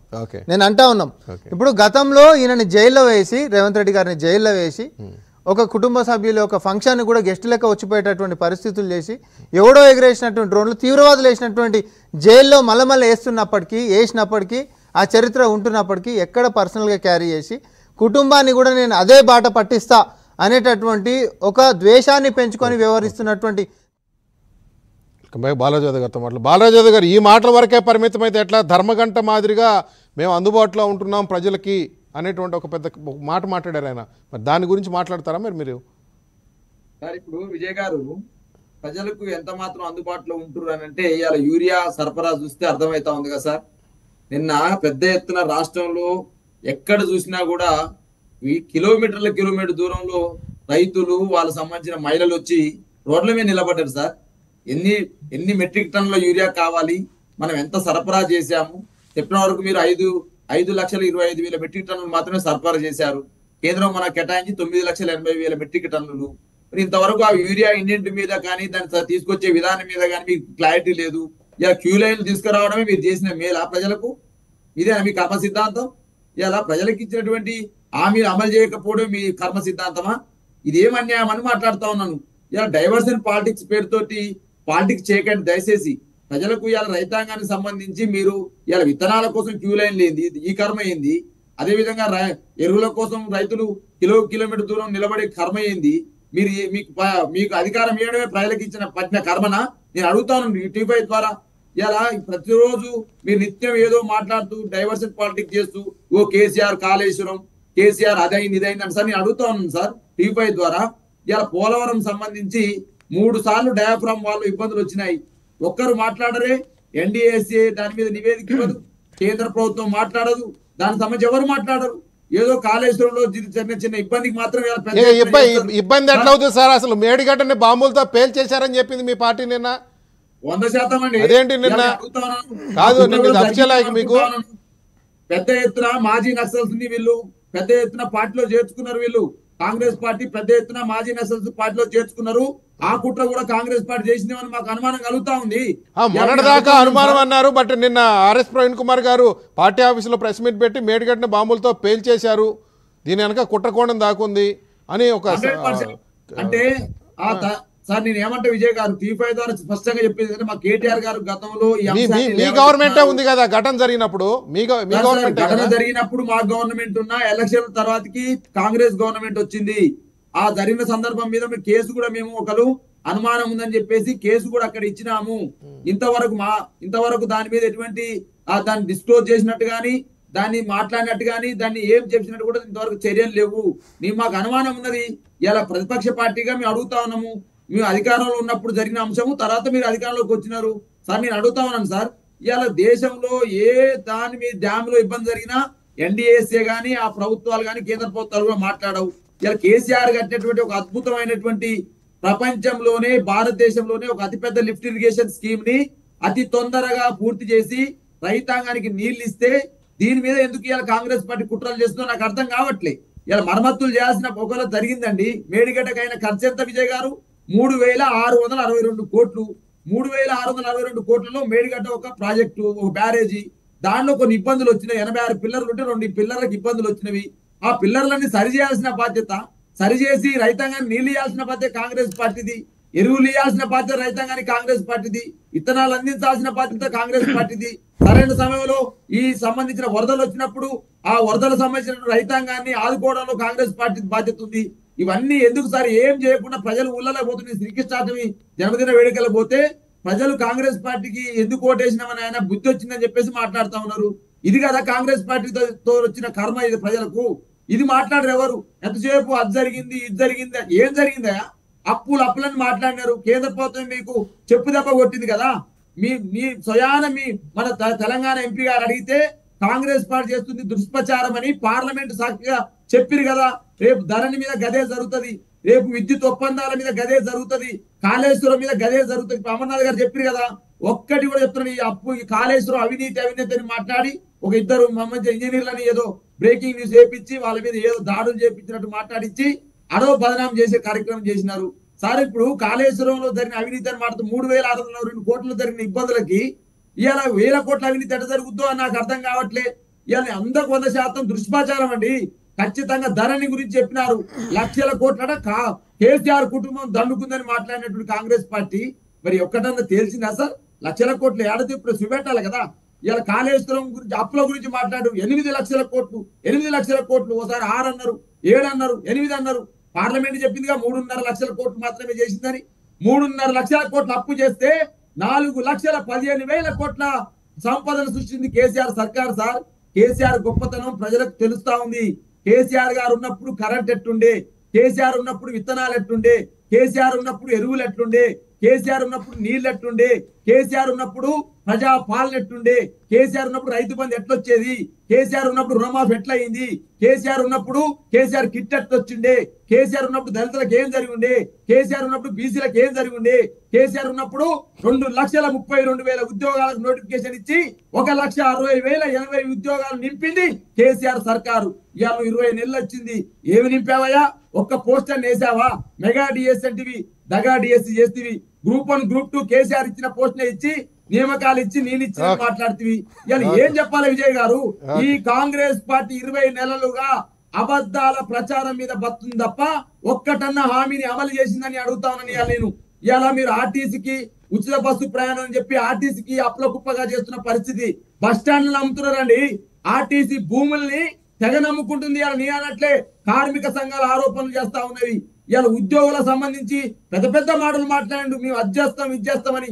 ఏం చేస్తున్నావు? ఉద్యోగులకు సంబంధించి 56 డిమాండ్లు ఉంటే 46 డిమాండ్లు ఆర్థిక సంబంధం లేని డిమాండ్లు ఉన్నవి.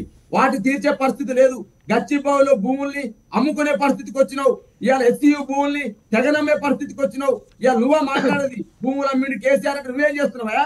నువ్వేం చేస్తున్నావు? కేసీఆర్ అప్పు చేసినావు. 20 నెలల్లో 2,26,000 కోట్ల అప్పు చేసినావు. ఒక్క ప్రాజెక్ట్ అన్న కట్టినవా? ఒక్క గోడన్న కట్టినవా?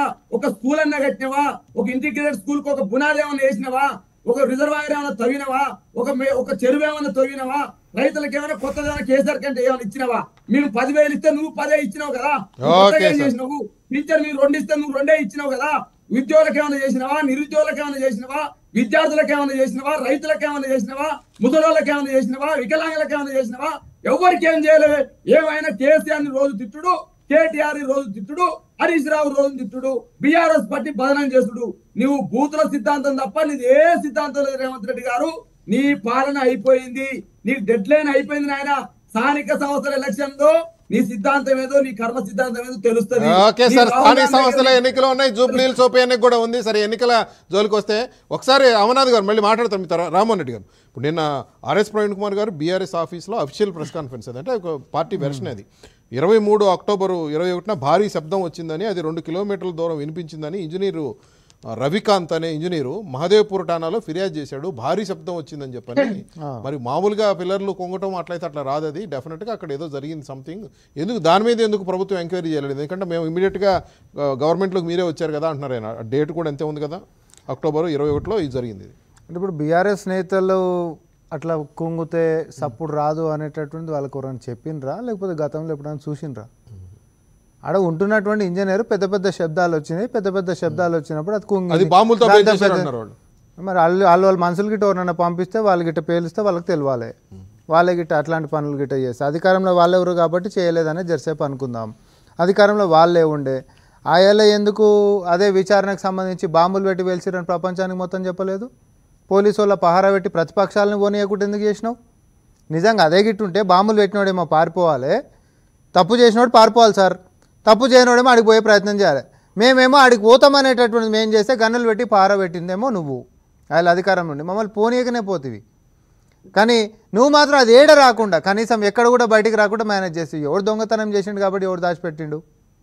మీ యొక్క వైఫల్యం అనేటటువంటిది ప్లానింగ్ దగ్గర నుంచి, డిజైన్ దగ్గర నుంచి, క్వాలిటీ దగ్గర నుంచి, కన్స్ట్రక్షన్ దగ్గర నుంచి, తర్వాత ఆపరేషన్స్ అండ్ మేనేజ్మెంట్ దాకా, మెయింటెనెన్స్ దాకా కూడా అన్ని వైఫల్యాలే అని చెప్పి national dam safety authority final రిపోర్ట్లో కూడా ఇచ్చినటువంటిది. మనం ఫస్ట్ రిపోర్ట్ కూడా నేనేం మాట్లాడతలేను, ఫైనల్ రిపోర్ట్లో కూడా వచ్చినటువంటిది.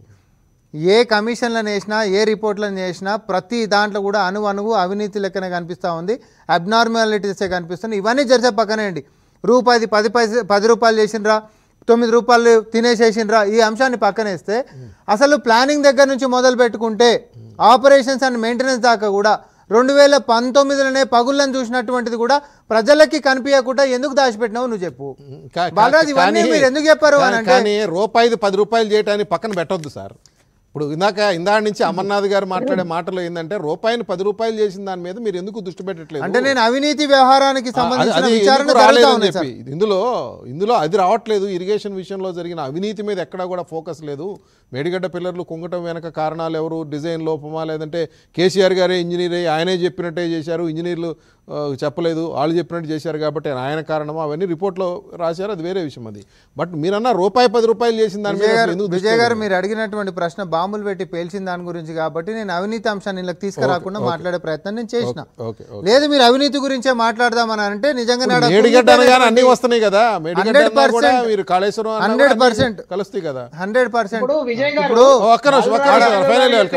2022లోనే మునిగిపోయిన పంపుల కాడికించి మొదలు పెట్టుకుంటే 2022లోనే మునిగిపోయినటువంటి పంపుల కాడికించి మొదలు పెట్టుకుంటే కుంగిపోయినటువంటి మేడిగడ్డ దాకా కూడా అణువణువు అవినీతే ఉంది.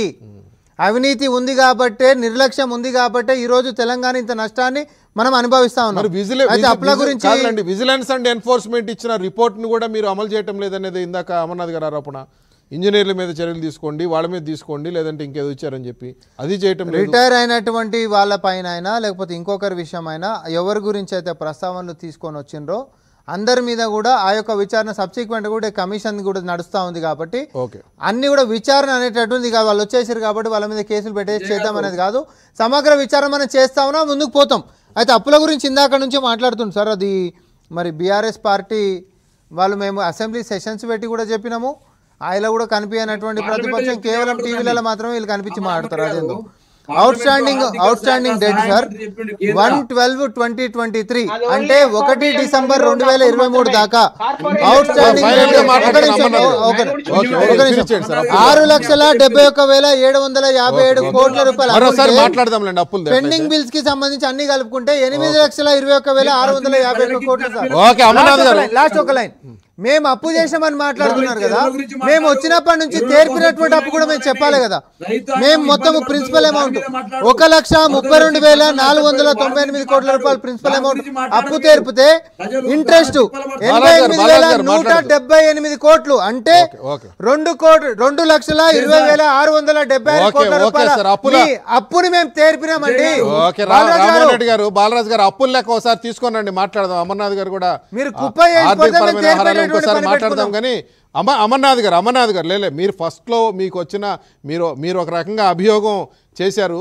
బట్ దానికి రామ్మోహన్ రెడ్డి గారు చెప్తున్నారు ఇవన్నీ కూడా ప్యారలల్గా జరుగుతూ ఉంటాయి. టెక్నికల్గా ఏం జరిగింది, ఎవరు అసలు ఈ డిజైన్ లోపం ఎక్కడ, అసలు ఎవరు చేశారు, దాంతో నుంచి మొదలు పెడితే ఇవన్నీ కూడా వస్తాయి. విజిలెన్స్ ఎన్ఫోర్స్మెంట్ మీరు ఇచ్చిన ఇంజనీర్ రిపోర్ట్ ఉంది, ఘోష్ కమిషన్ ఉంది, ఇవన్నీ కలగలుపుతారు. రేపు అసెంబ్లీలో కూడా ఉంది కదా, అసెంబ్లీలో చర్చ జరిగిన తర్వాత బహుశా అసెంబ్లీ వేదికగానే ముఖ్యమంత్రి రేవంత్ రెడ్డి గారు అనౌన్స్ చేయబోతున్నట్టుగా కనపడుతుంది చూడటానికి మనకి. అది అంటే విజయ్ గారు ఇప్పుడు మనం అసెంబ్లీలో వారు మాట్లాడతారు, ప్రతిపక్షాలు మాట్లాడతాయి, అది న్యాచురల్ కాన్సిక్వెన్సెస్ లో జరిగే అంశాల గురించి కాదు. చట్టము అనేది ఒకటి ఉంది, ఆయన హోంశాఖ మంత్రి, పోలీసులు ఎఫ్ఐఆర్ చేయాలి, క్రిమినల్ ప్రొసీడింగ్స్ ఫాలో చేయమని మార్చి మాసంలో విజిలెన్స్ రిపోర్ట్ లో చెప్పబడ్డది. మొన్నటికి మొన్న జూలై 31వ తారీఖు గోస్ కమిటీ రిపోర్ట్ లో కూడా చాలా క్లియర్ గా ఏం చెప్పింది అంటే, మాకు అర్థమైనంత, వాళ్ళు చెప్పింది మాకు టర్మ్స్ ఆఫ్ రిఫరెన్స్ కరప్షన్ గురించి లేకపోయినా మాకు అర్థమైనంత వరకు, అంటే వాళ్ళ రిపోర్ట్ కు అర్థమైనంత వరకు ఈ విధమైన ఇర్రెగ్యులారిటీ జరుగుండొచ్చు. ఎందుకంటే అలా జరగకుంటే ఇంత పెద్ద దారుణాలు జరగవు. ఎందుకంటే వాళ్ళు ఒక్క మేడిగడ్డ గురించి చేయలేదండి, మేడిగడ్డ గురించి కామెంట్ చేశారు, సుందిల్లా అన్నారం గురించి కూడా కామెంట్ చేశారు. ఎందుకంటే అక్కడ కూడా సమస్యలు ఉత్పన్నమయ్యే అవకాశం ఉంది. ఈ 3 బరాజులు కూడా ఉత్పన్నమైనవి సేమ్ ఉన్నాయని, ఉత్పన్నమైనవి కూడా బొంగలు పడ్డాయి కదా.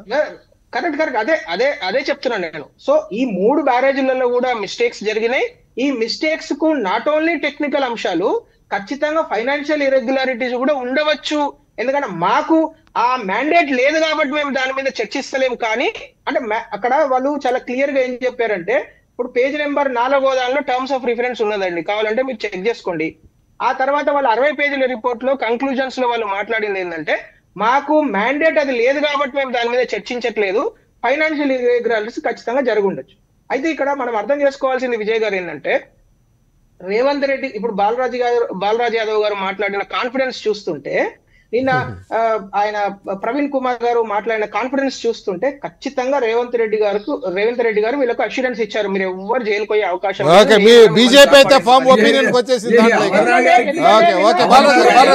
చూడండి. కీలకమైన పరిస్థితులలో కీలకమైన మలుపు జరుగుతున్నది. అన్ని రిపోర్ట్లు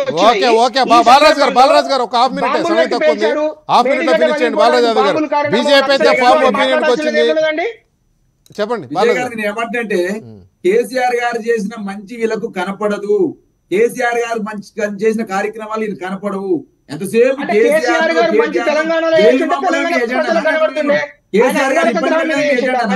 ప్రజలకు ఇచ్చిన హామీలు అమలు చేయాలని ఎజెండా లేదా ఈ పార్టీలకు అంటున్నా నేను.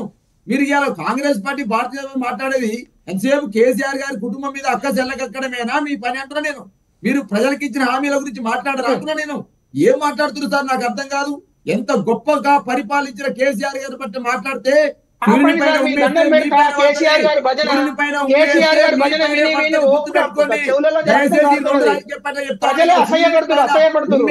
కేసీఆర్ సూర్యుడు, మీరు ఉమ్మేస్తా ఉన్నారు, మీ మీద పడితే గుర్తుపెట్టుకోండి.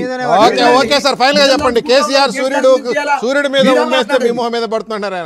ఫినిష్ చేయండి. అట్లా వేసుకుని వాళ్ళు మొహాల నిండా వేసుకున్నారు కాబట్టి సరే దాని గురించి వద్దు. కానీ కేసీఆర్ గారిని లోపటి జల్లె వేస్తే మేమేదో ఒక బీజేపీలో పోయి జాయిన్ అయితే మూకి ఇంకెన్ని రోజులు సరే డిలే అనేటటువంటి బాధతోటి బీఆర్ఎస్ నేతలు మాట్లాడుతుండొచ్చు. కానీ విచారణ అనేటటువంటి పారదర్శకంగా మేము చేస్తాం. దానికి కొంచెం సమయం పడ్డప్పటికి కూడా తప్పులు చేసినటువంటి వాళ్ళు లోపడి పోవాల్సిందే. మీరేం బాధపడకూరు, ఆయన లోపలికి పోయేటటువంటి టైం వస్తే లోపలి పోతాడు, మీరు అందరూ బీజేపీలోకి పోతారు. మేము చేస్తాం. ఒక లైన్ యాడ్ చేసి మంచి పాయింట్ చేసింది సార్. అమర్నాథ్ గారేమో అమర్నాథ్ గారికి వైట్ రేషన్ కార్డు ఉండదు కాబట్టి ఆయన ఇంట్లో ఉండే సంక్షేమాలు వస్తలే కాబట్టి అసలు ఈ ప్రభుత్వం ఏం చేస్తలేదు. అప్పులు సంక్షేమాల మీద ఇంకోసారి మాట్లాడదాం. థ్యాంక్ యూ బాలరాజ్ యాదవ్ గారు, అమర్నాథ్ గారు, రామ్మోహన్ రెడ్డి గారు చర్చలో పాల్గొన్నందుకు. ఇది రోజు న్యూస్ క్యాన్, రేపు న్యూస్ క్యాన్ మళ్ళీ నేను లేను, నా గెలిపే వాళ్ళకి అన్నిటికంటే పెద్ద మూల్యం చెల్లించినట్టుగా దాని యొక్క కోణంలో మాట్లాడిండు. కానీ కాళేశ్వరం ఆపేస్తా, లేకపోతే గొర్రెల కుంభకోణం ఆపేస్తా, లేకపోతే హెచ్ఎండిఏ ఆపేస్తా, ఫార్ములా ఈ ఆపేస్తా అని గిట్ట మేము చెప్పినామా? లేకపోతే అట్లా ఆపినటువంటి చరిత్ర గిట్ట మాకుందా? ట్రాక్ రికార్డు గిట్ట మాకుందా? ఒక పక్క విచారణలు చేసుకుంటా, సంక్షేమాలు ఇచ్చుకుంటా, ఇంకొక పక్క అభివృద్ధి చేసుకుంటా, కొత్త ప్రణాళికలు నిర్మించుకుంటా ఒక రాష్ట్ర ముఖ్యమంత్రి ఎన్ని రకాలుగా 24/7 బిజీగా ఉండాలనో ఆ ట్రాక్ రికార్డు తీసుకొని వస్తుంటే కండ్ల మంటలతోటి ఈరోజు ప్రతిపక్షాలు మాట్లాడుతున్నప్పుడు, మీకు వచ్చి అసెంబ్లీకి వచ్చి మాట్లాడే దమ్ము ధైర్యం మీకు లేనప్పుడు, గతంలో వాళ్ళ మీద చర్యలు తీసుకున్నటువంటి చరిత్ర బీజేపీకి లేనప్పుడు ఈరోజు మమ్మల్ని విమర్శించే నైతికత మీకు లేదని చెప్పి నేను మళ్ళొకసారి కూడా హితబోధ చేస్తా ఉన్నా. ఓకే బాలరాజు గారు ఎవరి పాపాలకు వాళ్లే పోతారంటున్నారు. సరే, రేవంత్ రెడ్డి గారి సిద్ధాంతాన్ని సూత్రీకరణలో అమర్నాథ్ గారు తీసుకున్న యాంగిల్ ఏంటంటే ఈ కేసులు ఇవే ఉండవు, జైలుకి ఎవరిని పంపించమనే కోణంలో ఆయన అన్నారు. బట్ రామ్మోహన్ రెడ్డి గారు విన్నారు కదా మీరు. బాలరాజు గారు. విజయ్ సార్, ముందుగా మీకు అదేవిధంగా టీవీ5 ప్రేక్షకులకి, ప్యానెల్ లో పెద్దలు భారతీయ జనతా పార్టీ ప్రతి అమర్నాథ్ గారికి, కాంగ్రెస్ పార్టీ ప్రతి సామరామరెడ్డి గారికి నమస్కారం. ఇలా ప్రధానంగా రేవంత్ రెడ్డి గారి మాటలు చూస్తా ఉంటే ఇవాళ ఏమంటారు కదా చిత్తం శివుని మీద భక్తి చెప్పుల మీద అన్నట్టు ప్రజలకు ఇచ్చిన హామీలు అమలు చేయలేకపోతా ఉన్నాడు. ఉన్న కూర్చి బోధ్యం అని అధిష్టానం ఏమైనా తీసేద్దనేటువంటి బాధలో మాట్లాడుతున్నా కనపడతా ఉంది. ఒకవైపు మనుగోడు ఎమ్మెల్యే రాజగోపాల్ రెడ్డి గారు చేసినటువంటి విమర్శలకు కానీ వారు చేస్తున్నటువంటి అంశాల పట్ల ఎవరు కూడా పార్టీలో జవాబు ఇచ్చే పరిస్థితి లేదు. ఒకవైపు అన్రుదిరెడ్డి గారు జడ్చర్ల ఎమ్మెల్యే గారు మాట్లాడుతున్న మాటలకు ఎవరు క్రమశిక్షణ కమిటీ కానీ పార్టీకి సంబంధించిన వ్యవహారాల్లో ఎట్లా తలదూచుకుంటారు, ఎవరికి కాంటాక్ట్లు అప్పచెప్తా ఉన్నారు, ఎవరి సమక్షంలో పాలన జరుగుతున్న అంశాల మీద ఎవరు క్లారిటీ ఇచ్చే పరిస్థితి లేదు. ఒకవైపు బీసీ యాత్ర పేరుతోటి రిజర్వేషన్లు సాధిస్తాం, 42% రిజర్వేషన్లతోటి ఎలక్షన్లకు పోతామని చెప్పేసి ప్రగల్భాలు పలికినటువంటి ముఖ్యమంత్రి రేవంత్ రెడ్డి గారు ఇవాళ ఢిల్లీలో వెళ్లి డ్రామా ఆడి ఎట్లా వచ్చిరో ఎట్లా పలాయాన్ని చిత్తగించి మళ్ళీ తెలంగాణకు వచ్చిరో ప్రజలు అర్థం చేసుకో ఉన్నారు. అక్కడికి ఢిల్లీకి వెళ్ళి పెద్ద ఎత్తున 100 మంది ఎంపీలను ఢిల్లీ గల్లీ ఇల్లు నిలబెడతా, కూర్చోబెడతా, ధర్నా చేస్తా అని చెప్పేసి మాట్లాడి రాష్ట్రపతి భవన్ ముందు పరేడ్ చేస్తానని మాట్లాడినట్టు ముఖ్యమంత్రి రేవంత్ రెడ్డి గారు మరి 100 మంది ఢిల్లీలో ఉన్నటువంటి ఇండియా ఎంపీలు వచ్చిరా లేదా అర్థం కాలే. అదేవిధంగా పార్లమెంట్ లో 42% రిజర్వేషన్ల మీద మేము నిలదీస్తాం, ఖచ్చితంగా కొట్లాడతాం, తెలంగాణ రోల్ మోడల్, అదేవిధంగా మొత్తం పెద్ద ఎత్తున బీసీల కులగణనకు తెలంగాణ ఒక రోడ్ మ్యాప్ గీసిందని మాట్లాడిన రాహుల్ గాంధీ గారు కనీసం ఢిల్లీలో బీసీల ధర్నకు వచ్చే పరిస్థితి లేదు, సోనియా గాంధీ వచ్చే పరిస్థితి లేదు, ప్రియాంక గాంధీ వచ్చే పరిస్థితి లేదు, ఖర్గే కనీసం వాళ్ళ జాతీయ అధ్యక్షుడు ఖర్గే వచ్చే పరిస్థితి లేదు. అంటే ఢిల్లీలో కథమైపోయింది. బీసీల ధర్నా, బీసీలు ఏదైతే 40% రిజర్వేషన్ అన్నారో అది అమలు చేసే పరిస్థితి లేదు. కోర్టు ఏమో సెప్టెంబర్ 31 తారీఖు ఇచ్చింది.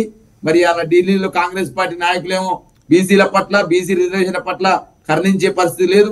ఒకవైపు ఏమో ఆయన ఢిల్లీ యాత్ర పెట్టుకుంటే ఇక్కడేమో మీనాక్షి నటరాజన్ గారు వారి ఇన్ఛార్జ్ గారేమో గల్లీల యాత్ర పెట్టుకున్నారు.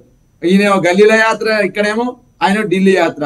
మరి ఎవరితో మాట్లాడాలి, ఎవరితో ఏం చేయాలి?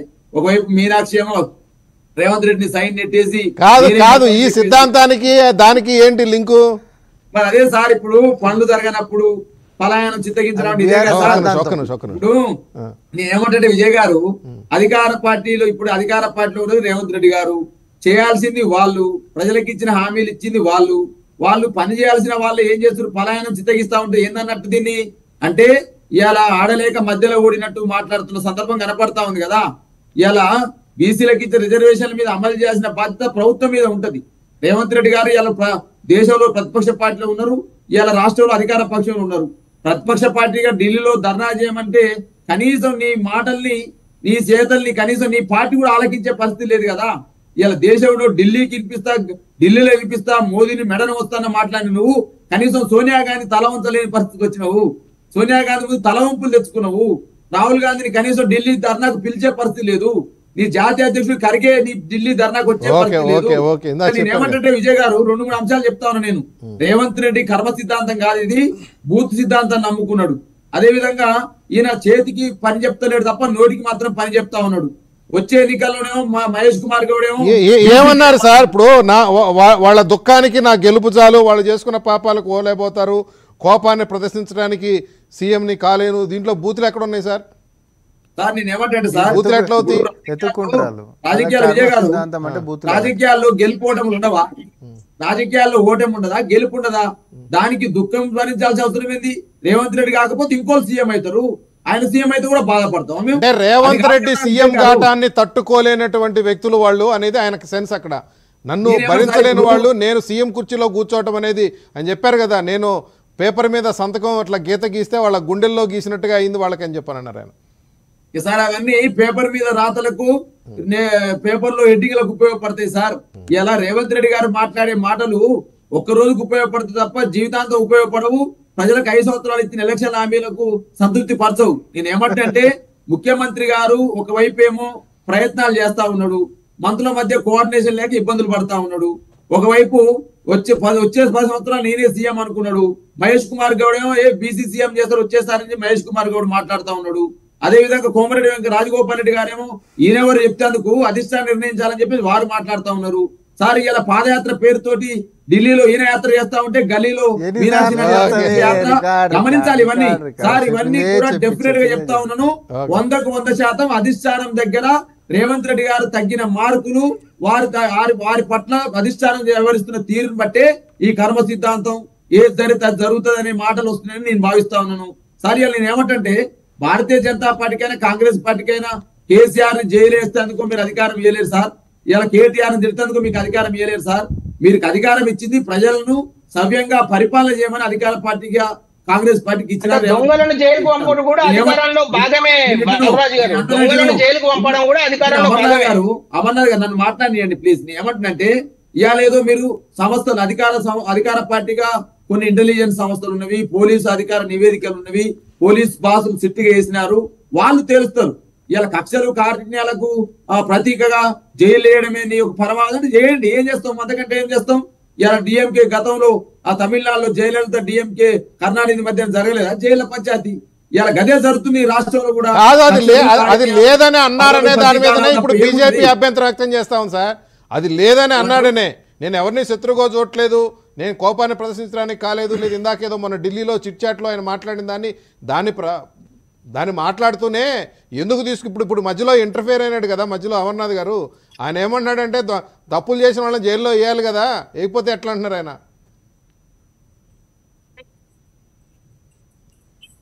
బాలరాజు గారు ఆయన ఏదో పెట్టిండు. నేనేమంటే రేవంత్ రెడ్డి గారు నేనేమంటే సార్, ఇప్పుడు ఇవాళ ఆయన ముఖ్యమంత్రిగా కావడము తెలంగాణ ప్రజలు ప్రజాస్వామ్యంలో కాంగ్రెస్ పార్టీ ఎన్నుకున్నారు. కాంగ్రెస్ పార్టీ పక్ష నాయకుడుగా రేవంత్ రెడ్డి గారు ఎన్నుకున్నారు. రేవంత్ రెడ్డి గారు ముఖ్యమంత్రి అయినారు. ముఖ్యమంత్రి అయిన తర్వాతకి ఇవాళ వారు మాట్లాడుతున్న మాటల పైనే ఇలా పెద్ద ఎత్తున విమర్శలు వస్తా ఉన్నవి. వారు తెలంగాణ తొలి ముఖ్యమంత్రి కేసీఆర్ గారి పట్ల మాట్లాడుతున్న భాష కావచ్చు, అదేవిధంగా కేటీఆర్ గారి పట్ల మాట్లాడుతున్న భాష కావచ్చు, మా మాజీ మంత్రి హరీష్ రావు గారి పట్ల మాట్లాడుతున్న భాష ఏమన్నారండి? మెదడు మొఖాల్లో ఉంది, నువ్వు చట్టం తిరిగిందని చెప్పేసి మాట్లాడిన తీరు శాసనసభలో చూసినాం సార్. నేను అన్ని ఏం మాట్లాడదలుచుకోలే, అది రేవంత్ రెడ్డి గారి విజ్ఞత కోరేస్తున్నా. 2 అంశాలు మాత్రం స్పష్టంగా చెప్తా ఉన్నా. ఈ డైవర్షన్ పాలిటిక్స్ కాదు కావాల్సింది తెలంగాణ ప్రజలకు. మీరు అన్నారు కదా మేము అవినీతి చేసినాం అంటున్నారు, మేము అసమర్థ పాలన అంటున్నారు, అప్పుల పాలన అంటున్నారు. అప్పుల పాలన తప్పని చెప్పేసి కేంద్ర ప్రభుత్వమే, కేంద్ర ఆర్థిక సహాయ మంత్రి పంకజ్ చౌదరి గారు స్పష్టంగా భారతీయ జనతా పార్టీ ఎంపీ అడిగిన ప్రశ్నకు పార్లమెంట్ లో సమాధానం చెప్పారు. అది ఇలా మీరు చెప్తున్న మాటలు అబద్ధమని పార్లమెంటే తేల్చేసింది. ఇలా కేసీఆర్ గారి మీద చేస్తున్న విమర్శలు గతంలో ఎలక్షన్ల సమయంలో రేవంత్ రెడ్డి గారు అనేక విమర్శలు చేసినారు. అక్కడ అవినీతి, ఇక్కడ అవినీతి, అక్కడ అవినీతి అని చెప్పేసి మాట్లాడినారు. ధరల్లో లక్షల ఎకరాలు అన్నారు సార్. 20 నెలలు అవుతుంది. ఇలా కొండను దొయ్యరన్నటువంటి రేవంత్ రెడ్డి కనీసం ఎలక తోకనన్నా పట్టుకున్నారా? ఇలా విమర్శలు అనేది చేయడం కాదనేది స్పష్టంగా టీవీ ద్వారా చెప్తా ఉన్నా సార్. ఓకే, అమర్నాథ్ గారు బాలరాజ్ యాదవ్ గారు బీఆర్ఎస్ అధికార ప్రతినిధి కూడా అదే అంటారు, 20 నెలలు అయింది ఏం చేస్తున్నారని.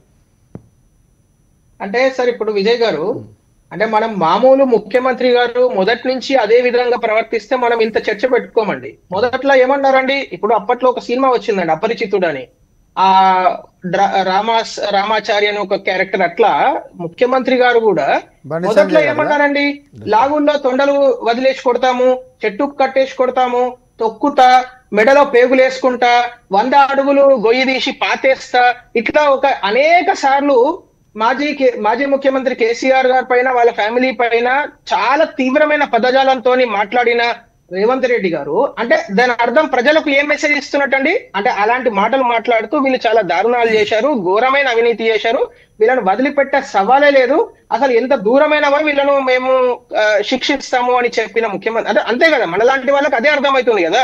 అలాంటి ముఖ్యమంత్రి గారు సడన్ గా ఇప్పుడు అపరిచితుడిలో ఇలా టర్న్ అని మారిపోయినట్టు స్కిజోఫ్రెనిక్ పేషెంట్ లాగా ఆయన ఇప్పుడు వచ్చేసి లేదండి అది కర్మ సిద్ధాంతం అండి, యాక్చువల్ గా మాకేం సంబంధం లేదండి, మేము ముఖ్యమంత్రి మేము ఓన్లీ ఇక్కడ కూర్చుంటామండి, మేమేం చట్ట పరిధిలో ఏం పనులు చేయమండి అని మాట్లాడితే అట్లా ఎక్కడ వచ్చింది సార్? చట్ట పరిధిలో చేయమనే మాట ఎక్కడ వచ్చింది? చట్టం గురించి చట్టం కుంభకోణాల ప్రస్తావన రాలేదు కదా ఇక్కడ.